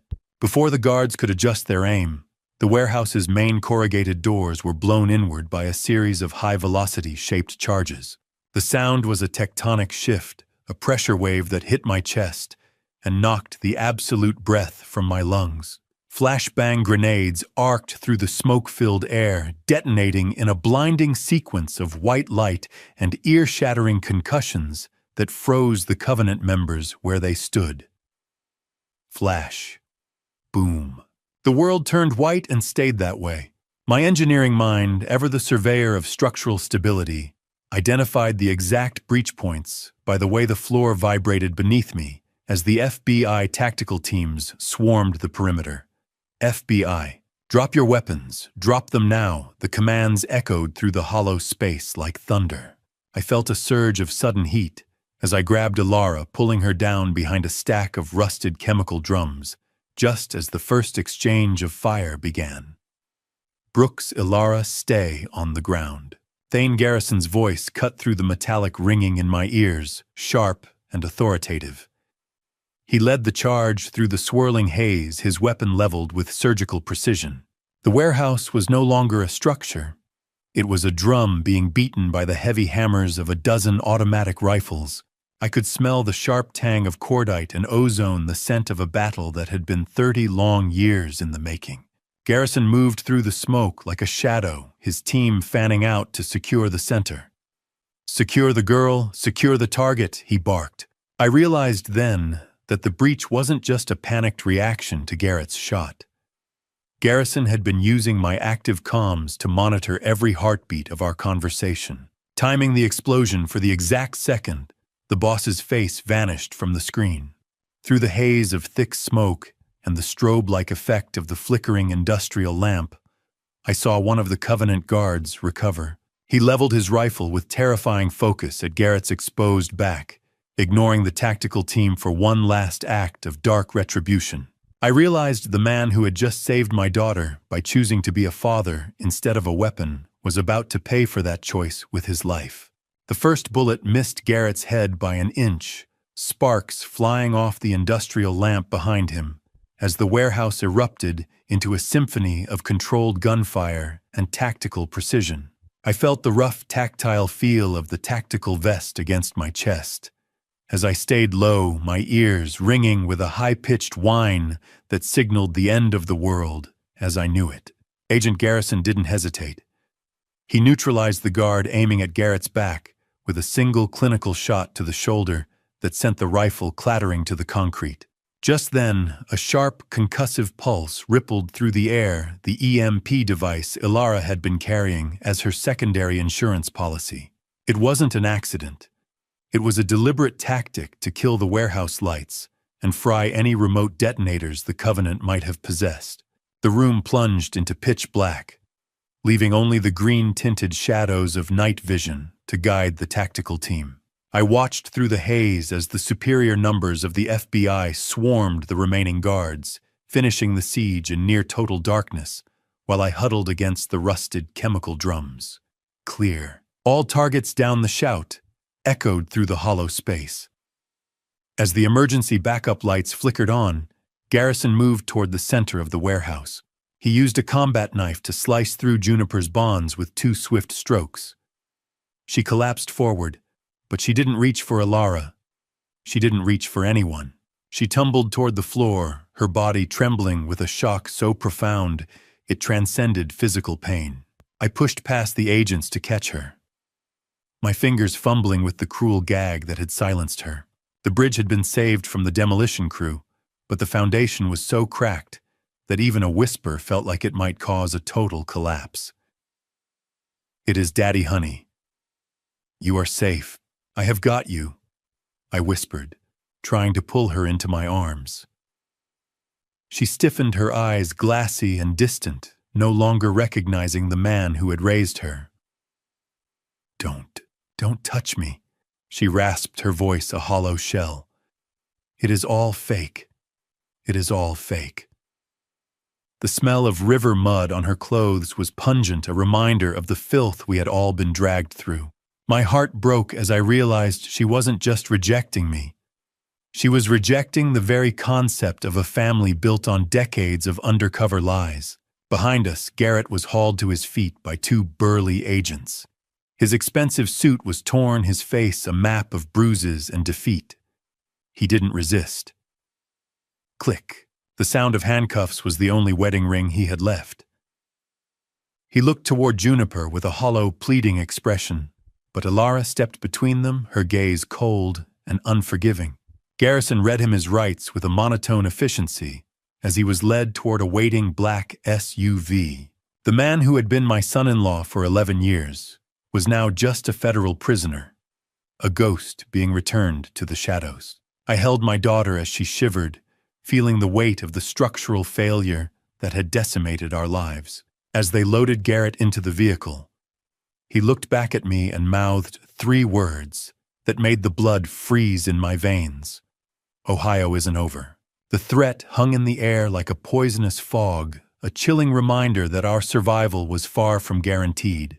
The sirens of the approaching ambulances cut through the humid night air, a mournful wail that felt like the final funeral song for the life I used to know. The fluorescent lights of the emergency room were a jagged contrast to the warehouse's shadows, exposing the cracks in our family that no amount of medical care could ever stitch back together. I stood by as the paramedics handed Juniper over to the hospital trauma team, my boots squeaking on the pristine white linoleum. The sterile environment felt hostile, a bleached world of antiseptic and floor wax that offered no comfort for the mud-caked reality we had just fled. Juniper remained catatonic, her eyes fixed on a point somewhere behind the doctors, refusing to acknowledge the hands reaching out to stabilize her.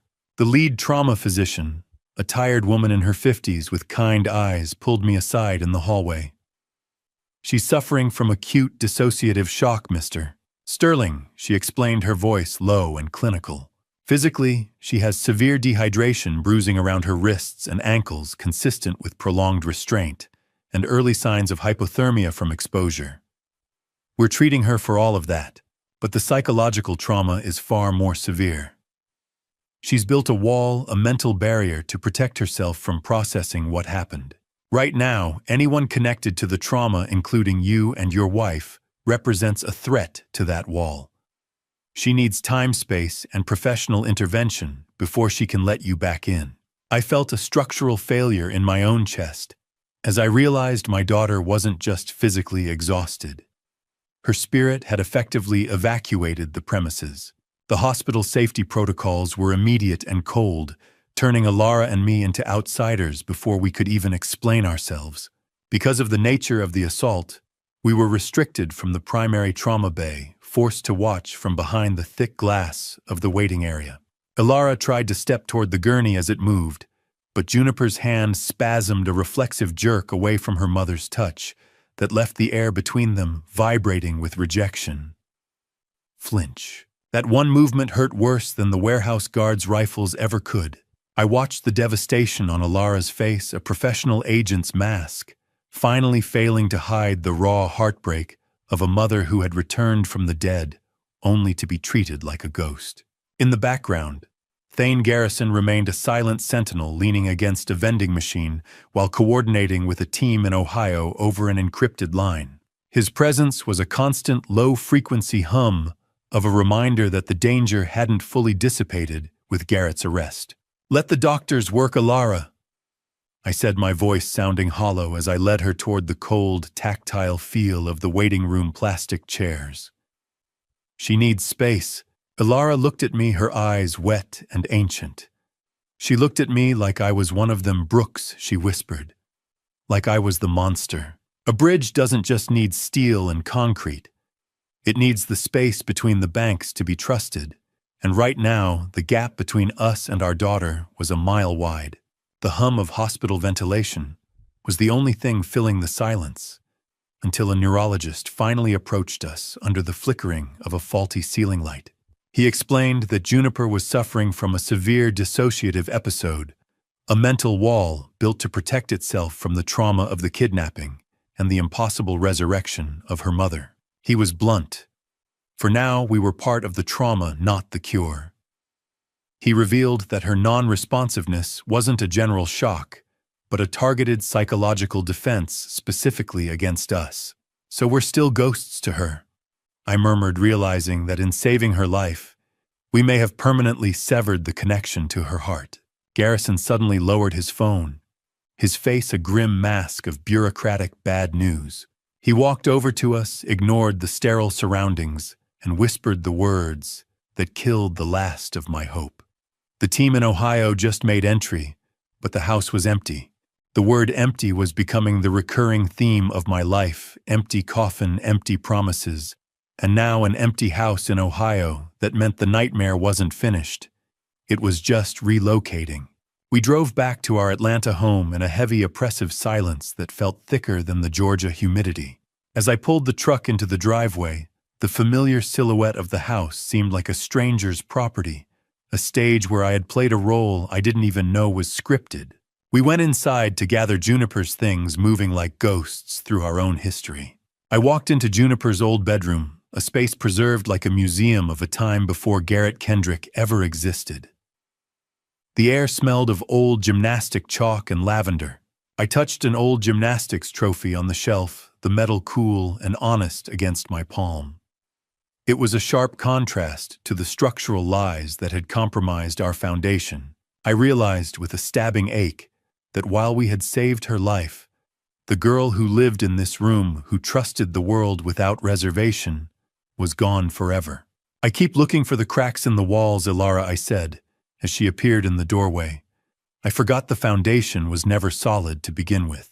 We did what we had to do to keep her here, Brooks, she replied, but her voice lacked its usual tactical certainty. Can you ever truly forgive the person who saved your life by breaking your heart? I looked at her, realizing that my genuine, bone-deep grief during the funeral had been used as a tactical asset by the FBI. I had been the perfect cover because my pain was real. I buried you, Ilara. I felt the dirt on my shoes and the hollow failure in my chest. You let me break because you needed the performance to be authentic enough to fool a monster. We migrated to the back porch as a gray, uncertain dawn began to bleed through the trees. The sound of early morning crickets provided the only soundtrack to our reckoning. I didn't need a performance. Brooks, I needed a shield, she said, her voice finally cracking as she leaned against the cool wooden porch railing. Your love for me was the only thing strong enough to hide us from the Covenant.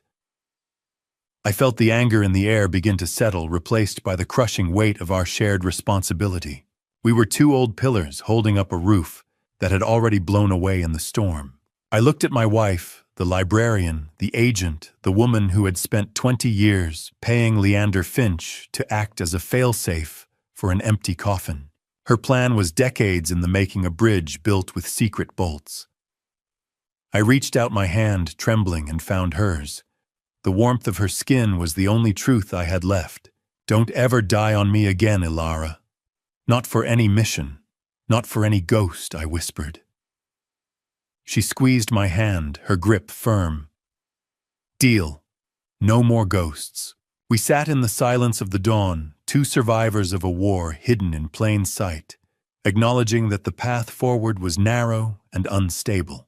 I squeezed her hand, feeling the pulse of a woman I'd mourned and found again, but the peace was shattered by the sharp, persistent trill of Garrison's ringtone on my phone. The bright screen was an intrusion into the quiet, a reminder that the world was still waiting to collapse. I pressed the phone to my ear, my knuckles white, expecting another structural failure, but Garrison's voice came through with a clarity that sounded like the first note of a victory march. The golden light of the Georgia sunrise began to spill across the porch, illuminating the wear on the wooden boards and the steady, calm tone of the agent on the other end of the line. The boy is safe, Brooks Garrison said. We located Garrett's son and secured him in a safe house near Columbus, Ohio, just before the Covenant's cleaners could act. The rescue of that child wasn't just a side quest. It was the primary condition Garrett had set for his full cooperation against the boss. With the boy in protective custody, the leverage they held over Garrett's secondary life was officially neutralized. I let out a breath I felt like I'd been holding for 30 years, the warmth of Ilara's hand providing the only ground in a world that was finally stopping its spin. Does Garrett know? I asked, my voice thick with relief. Does he know his son is free? He knows, Garrison replied, and he is talking. He gave us everything. Garrison began to detail the systematic collapse of the empire. Following the warehouse raid, 47 members had been arrested across 6 states in a single coordinated strike. The $1.2 billion ledger found in Garrett's possession provided the FBI with the structural blueprint they needed to dismantle the organization forever. 47. A whole empire reduced to a list of mugshots. I realized then that the bridge Ilara started building back in 1996 had finally reached the other side. It took 30 years, Garrison Moy murmured. 30 years of hiding for one single morning of peace. We moved into the living room, the smell of early morning coffee brewing in the kitchen, offering a mundane comfort that felt almost alien. I picked up the remote, the tactile smoothness of the plastic familiar in my hand, and turned on the television. The blue-tinted flicker of the screen filled the room with breaking news reports of the federal raids. Images of familiar locations and the faces of men we had feared in the shadows for decades flashed across the screen, now labeled as defendants in a massive RICO case. Have you ever felt the air change in a room when a secret finally dies? It's lighter, cleaner, like the first breath after a fire. I looked at Alara, seeing the librarian, and the agent finally merge into a woman who was truly out of the shadows. "Look at that, Alara," I said, pointing at the screen where the Covenant boss was being led away in a jumpsuit. "They are just men, not ghosts." The news anchor announced that the boss was facing so many new federal charges, he was being moved to a supermax facility, ensuring he would never see the sun again. "It's really over, isn't it?" she asked, her voice small. I nodded, but as the screen flickered with images of the arrests, I felt a single heavy stone lift from my chest, only to be replaced by another. The dismantling of the empire was a victory, but I remembered the daughter still lying in a hospital bed, who didn't even know her nightmare was over. The shadow had lifted from the world, but the light hadn't yet reached the one person who needed it most. 30 days of silence followed the loudest night of my life. Healing isn't a sudden surge of light. It's a slow, agonizing crawl through the wreckage of a life you no longer recognize. I stood by the observation window of Quiet Oaks Recovery Center, watching Juniper through the glass. The clinical routine of the residential therapy center was a monotonous ticking of a therapy room clock that underscored every second of our separation.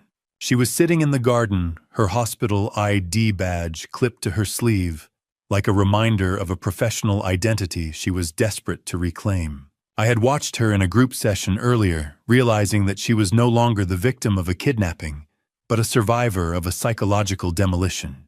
She looked physically stronger, but her voice when she finally spoke to me during our allotted hour remained a hollow shell.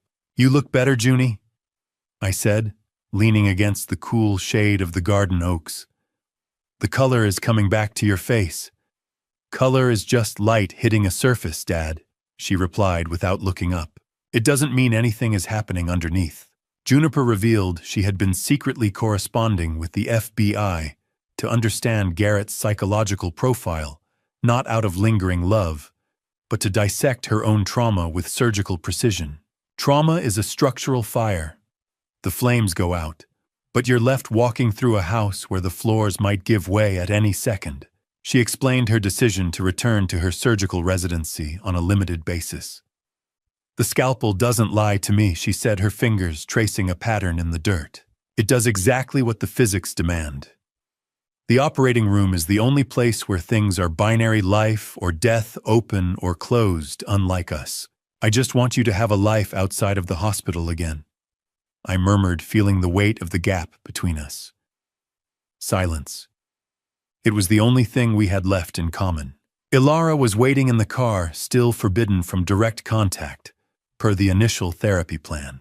She had sent a message with me, not an apology or a tactical update, but a simple memory from Juniper's childhood.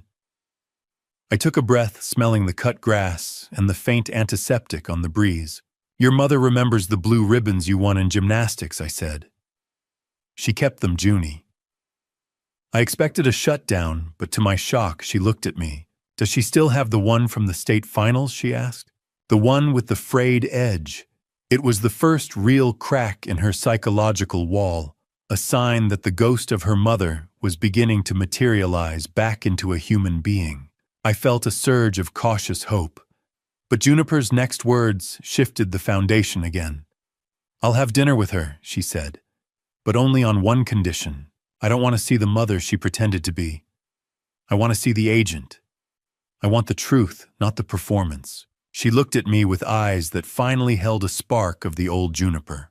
But the question she asked next made me realize she wasn't just healing. She was preparing for a different kind of surgery on our past. A distant siren wailed in the city, a reminder that while our war was over, the reconstruction was only just beginning. The envelope was heavy, the paper thick and official, carrying the scent of ink and industrial-grade disinfectant that always follows the incarcerated. I discovered it in the morning mail, a certified ghost reaching out from the federal detention center. I sat at the kitchen table, the tactile crinkle of the stationery sounding like dry leaves beneath my thumb. Ilara stood by the counter, her eyes tracking the movement of my hands with a silent, professional wariness. We debated for an hour whether to keep it from Juniper. If we keep this from her, we are just building another secret bridge, I said, looking at the sharp black ink on the white-lined paper through the translucent window of the envelope. I realized that hiding truths was the very structural flaw that had nearly collapsed our family in that warehouse. Let her decide if he still has a voice in her world, Ilara finally agreed. I took the letter to the recovery center 5 weeks after the raid, presenting it to Juniper in the quiet garden as her final structural test of the past decade. She sat on a bench under the cool autumn oaks, the wind rustling the branches overhead. Garrett didn't ask for forgiveness in those pages. Instead, he provided a clinical, almost remorseful breakdown of the assignments he had been given. The letter was 3 pages handwritten in the cramped, precise script of a man with too much time to think. It read, "Juniper, I won't insult you by asking for forgiveness. I don't deserve it, and I know I never will. What I can give you is the truth you deserve. I was 8 years old when your mother helped destroy my family. I watched federal agents drag my father away in chains while I sat in the rubble of our home. The boss, the man who raised me after that, told me every day that the Sterlings were thieves who stole my birthright. He trained me to see you not as a person, but as a target. For years I believed him. But then I met you. You were 16, bright and so full of life that it hurt to look at you. The plan was simple: get close, gain trust, and when the time came, destroy everything. I followed that plan for 11 years. But somewhere in those years, something broke in me. I started to love the lie more than the mission. I loved the way you laughed at my jokes. I loved the way you believed in me when no one else did. I loved being a Sterling more than I ever loved being a disciple. The truth is, I wanted out. I wanted to take you and run. But the boss had Caleb, my real son, the boy I fathered in my other life. He told me if I didn't finish the job, he'd kill him. So I kept lying, kept playing both sides, hoping I could find a way to save everyone.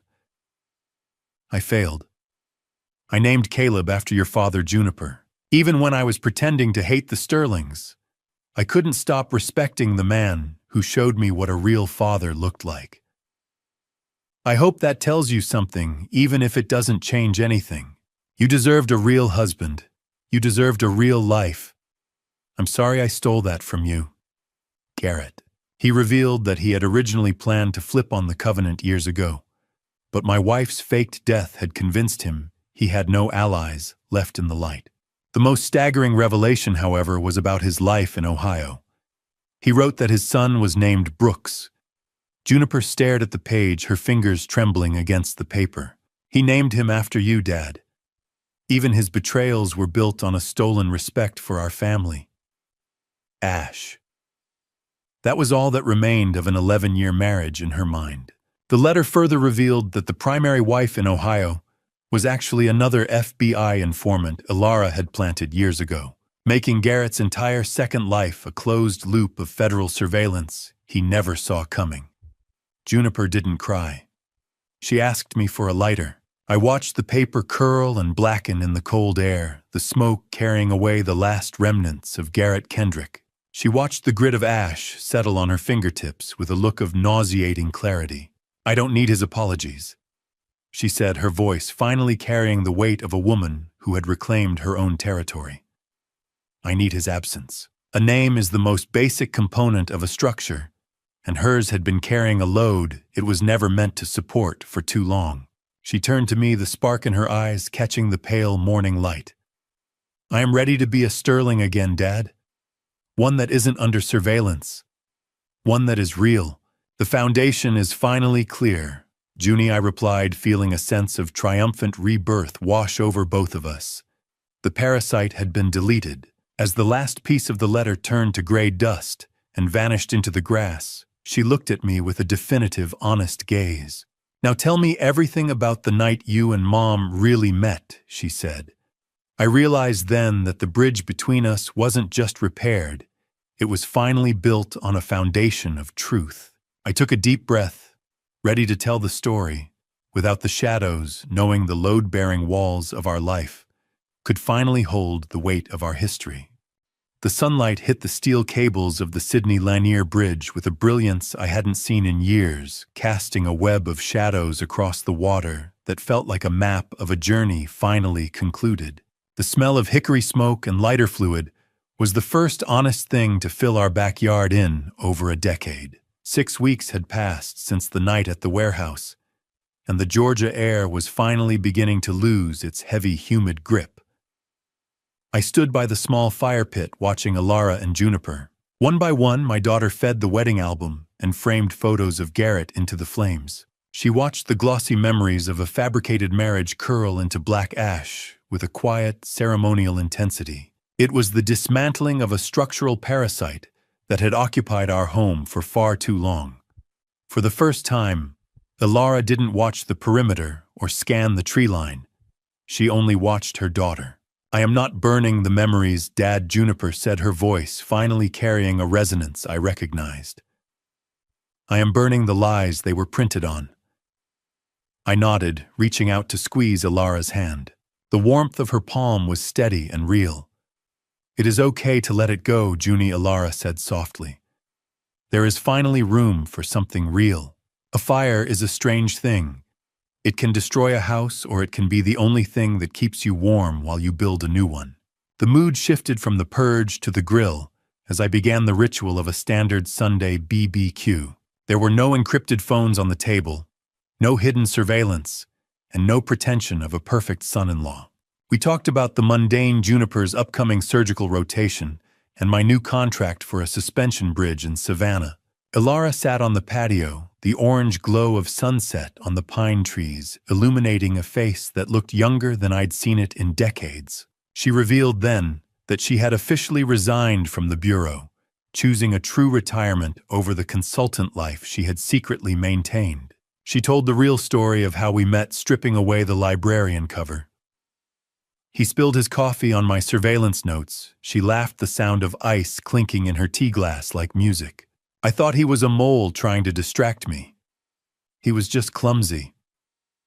"I wasn't clumsy," I countered, smiling as I flipped a burger. "I was terrified of how beautiful you were." Home. For the first time, it didn't feel like a fortress. It just felt like home. Juniper sat back watching us with a peaceful clarity. She told us she had started a trust fund for Garrett's son in Ohio, choosing to break the cycle of revenge with a quiet act of grace.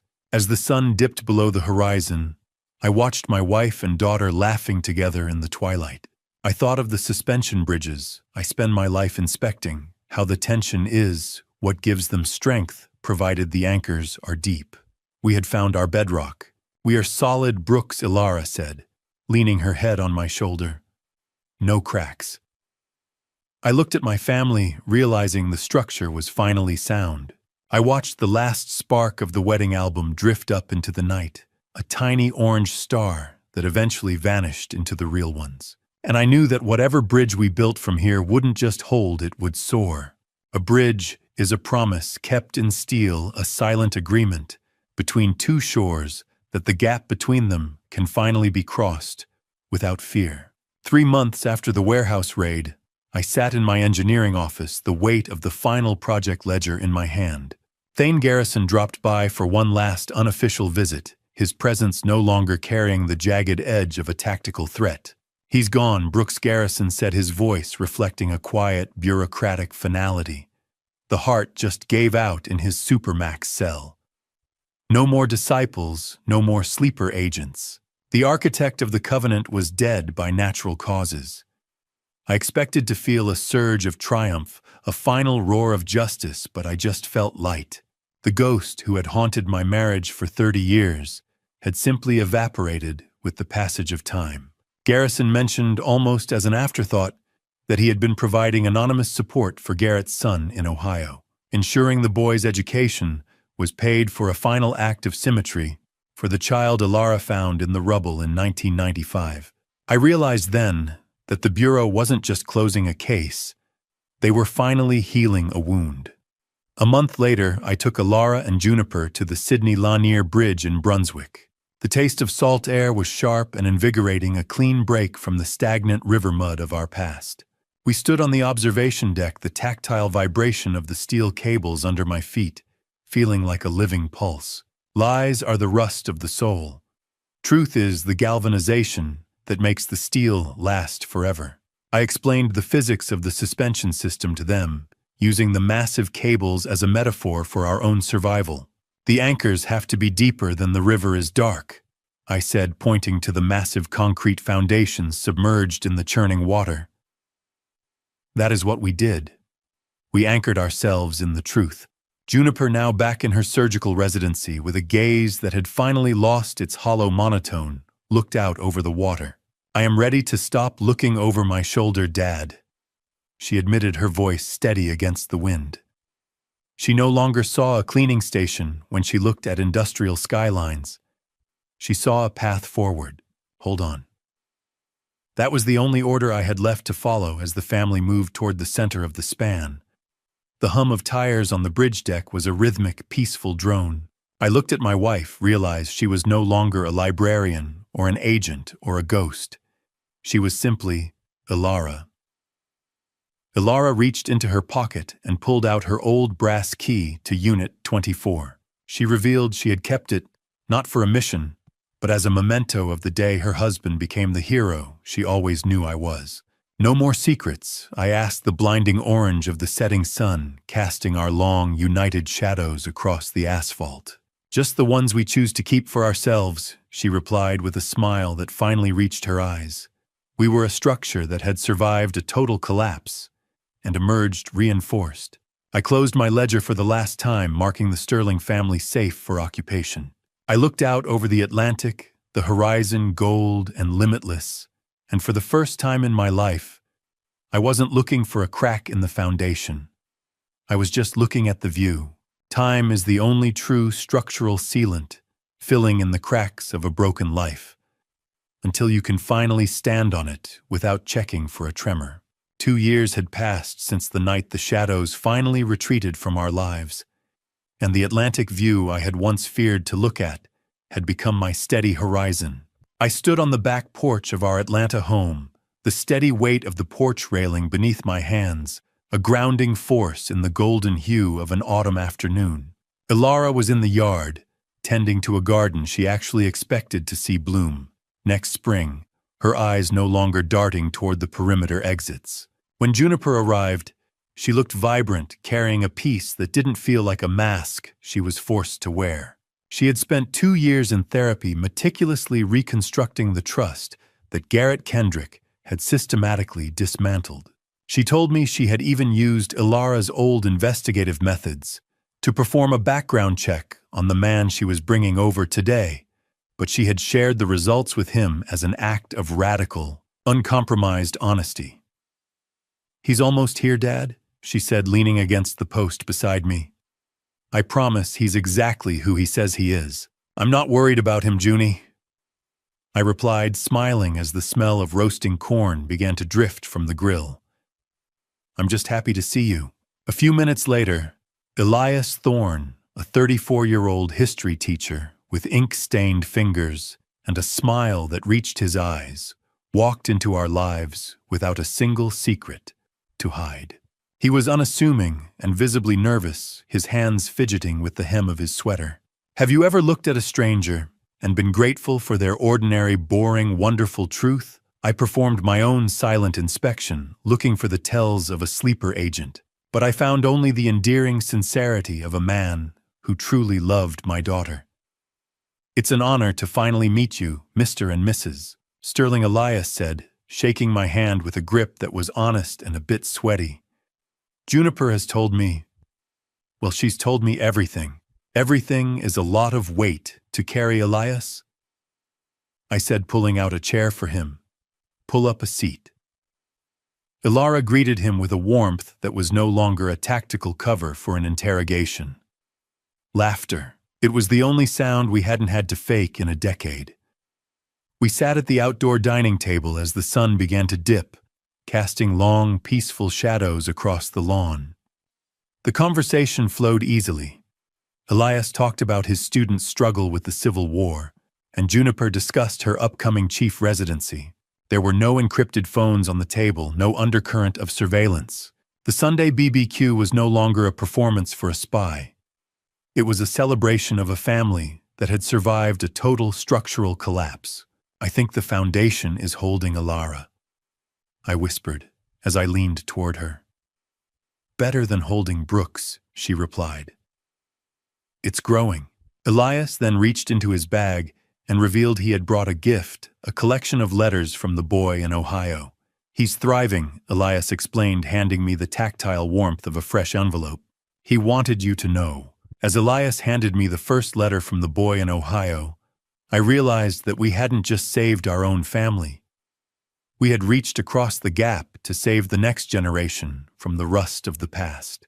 A perfect southern afternoon isn't about the absence of heat, but the presence of people who finally have nothing left to hide from one another. I stood by the grill, the smell of slow-roasted pork and hickory smoke drifting up into the golden Georgia evening.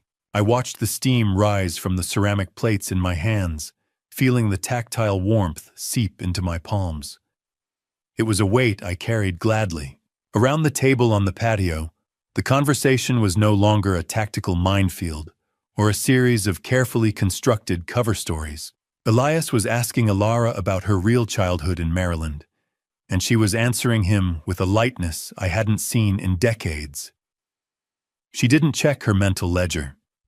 She didn't look at the gate. I discovered during the main course that Elias has been helping Juniper write a memoir about the woman who wasn't there, turning our shared trauma into a tool for others to find their way out of the dark. "I think these are the best ribs you've ever made," Brooks Juniper said, reaching for a side dish with hands that were steady and sure. "No structural failures in this batch." I caught her eye and smiled. "That is because I didn't have to keep one eye on the driveway this time, honey. A family is like a suspension bridge. The weight is what gives it purpose, but the truth is what keeps the cables from snapping under the strain." We discussed the latest news from Ohio as the crickets began their rising chorus in the tall grass. The boy Alara had saved, the one who could have easily been another Garrett, had just won a regional science fair. "He wants to be a structural engineer," Dad Juniper told me, her eyes bright with a legacy reclaimed. "I think it runs in the family, even the ones we choose by hand.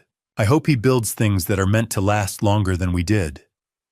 I replied, feeling the cool evening breeze against my neck. We weren't just survivors anymore. We were the people who had successfully redirected a river of hate back into the sea before it could drown another generation. Nothing was hidden, not even the stars. As twilight settled and the flickering light of the patio lanterns took over, I stood back to clear the plates. I paused to look at the three people who defined my entire world. A house is just wood and stone, a skeleton of design, but a home is the integrity of the souls living inside it. I caught Alara's eye in the soft light. She leaned in and whispered that she had finally shredded the last of her Unit 24 files that morning, choosing to leave the ghost life behind without keeping a single backup. "It is a good night, Alara," I said, leaning my head against hers. "It is the best night, Brooks," she whispered back. "Because it is just a night." The work was finally done. The bridge was finished, the anchors were deep, and the road was open for miles. I looked up at the constellations beginning to pierce the Georgia sky and realized that for the first time in 30 years, I wasn't waiting for a bridge to collapse. I was finally just enjoying the walk. I watched Alara and Juniper share a genuine, unburdened laugh, marking the definitive end of our era as ghosts. The shadows were gone, and the light was here to stay. Forgiveness isn't a moment of dramatic realization. It's a slow settling of the soil after a lifetime of tectonic shifts. I watched my family from the porch as the evening wind picked up, carrying the faint, crisp smell of pine needles in the wind. Ilara moved through the kitchen behind the screen door, her silhouette defined by a lightness she never possessed during her years as a librarian hiding a federal badge. I reflected on her decades of deception, not with the sharp, jagged edge of betrayal, but with the weary, profound understanding of a partner in survival. "You don't have to explain it anymore, Ilara?" I murmured as she stepped out to join me, the cool feel of the wooden door frame steady beneath my hand. "I see the bridge you built. I see why you kept the cables hidden." She leaned her head against my shoulder, her breath a warm contrast to the cooling air. "I just wanted you to have a life that was yours, Brooks," she whispered. "Not theirs." I realized then that her lies weren't a lack of trust in me, but a sacrificial act of protection that I was finally ready to stop resenting. I contemplate my life's work as a bridge inspector and how it prepared me for the structural collapse of my family. I understand now that a bridge's strength doesn't come from being rigid or impenetrable, but from its ability to absorb tension and distribute weight without snapping. We were a new design forged in the fires of the warehouse and the funeral. Rust only wins if you stop looking for it, and for 30 years we had both been looking in our own ways. A bridge is just a way to beat the distance. Love is just a way to beat the dark. I realized a secret of my own in that quiet moment. I had suspected the truth of her past years ago. I had seen the inconsistencies, the way she handled a knife, the way she scanned a room, but I had chosen the lie to keep our peace. We were both architects of the same deception, building a sanctuary out of shadows. I looked up at the Georgia stars, feeling the immense scale of the world and the small, sturdy sanctuary I had reclaimed. The sound of distant, fading cicadas provided a rhythmic backdrop to my thoughts of the sun in Ohio and the legacy of truth we've left behind. Safe. The most beautiful word in the English language. It wasn't just a status on a report anymore. It was the atmosphere of my home. I walked back inside, the tactile warmth of the kitchen air wrapping around me like a blanket. Juniper looked up from the table, her eyes clear and unburdened. "Coming in, Dad?" she asked, her voice bright and genuine. I looked at my wife and my daughter, the two anchors of my existence. "I'm already home," I replied. My final structural report wasn't for a suspension span or a concrete pier. It was a personal letter I had already begun drafting to the boy in Ohio, offering him the one thing Garrett never truly had, a mentor who understands how to build things that are meant to last. I turned off the porch light with a firm click, leaving the shadows to the past, and stepped into the warm, honest glow of a house that finally had no more room for ghosts. The structure was sound. The inspection was over. I turned off the porch light, leaving the shadows to the past, and stepped into the warm, honest glow of a house that finally had no more room for ghosts. The silence of the house was complete now, a heavy, peaceful stillness that allowed me to sit in my private study and listen to the hum of the desk lamp. If you looked at the people you love right now, really looked at them, would you recognize the ghosts they're keeping at bay? It is a question that has haunted me for 30 years, and as I sit here clicking these laptop keys, I realize that structural integrity has very little to do with steel and concrete. I spent my entire career looking for hairline fractures in physical spans, while ignoring the massive fissures widening in my own living room. It is a dangerous kind of blindness, one that I have begun to document in these entries as a guide for Garrett's biological son in Ohio. I want that boy to grow up with a blueprint for integrity, a set of notes on how to spot the rust before the whole deck gives way. I used to think a bridge was safe because it looked solid, but now I know it's only safe because it's been tested by the weight of the truth. We all have a Unit 24 in our lives, a locked room where we keep our tactical secrets. The trick isn't keeping the door shut forever.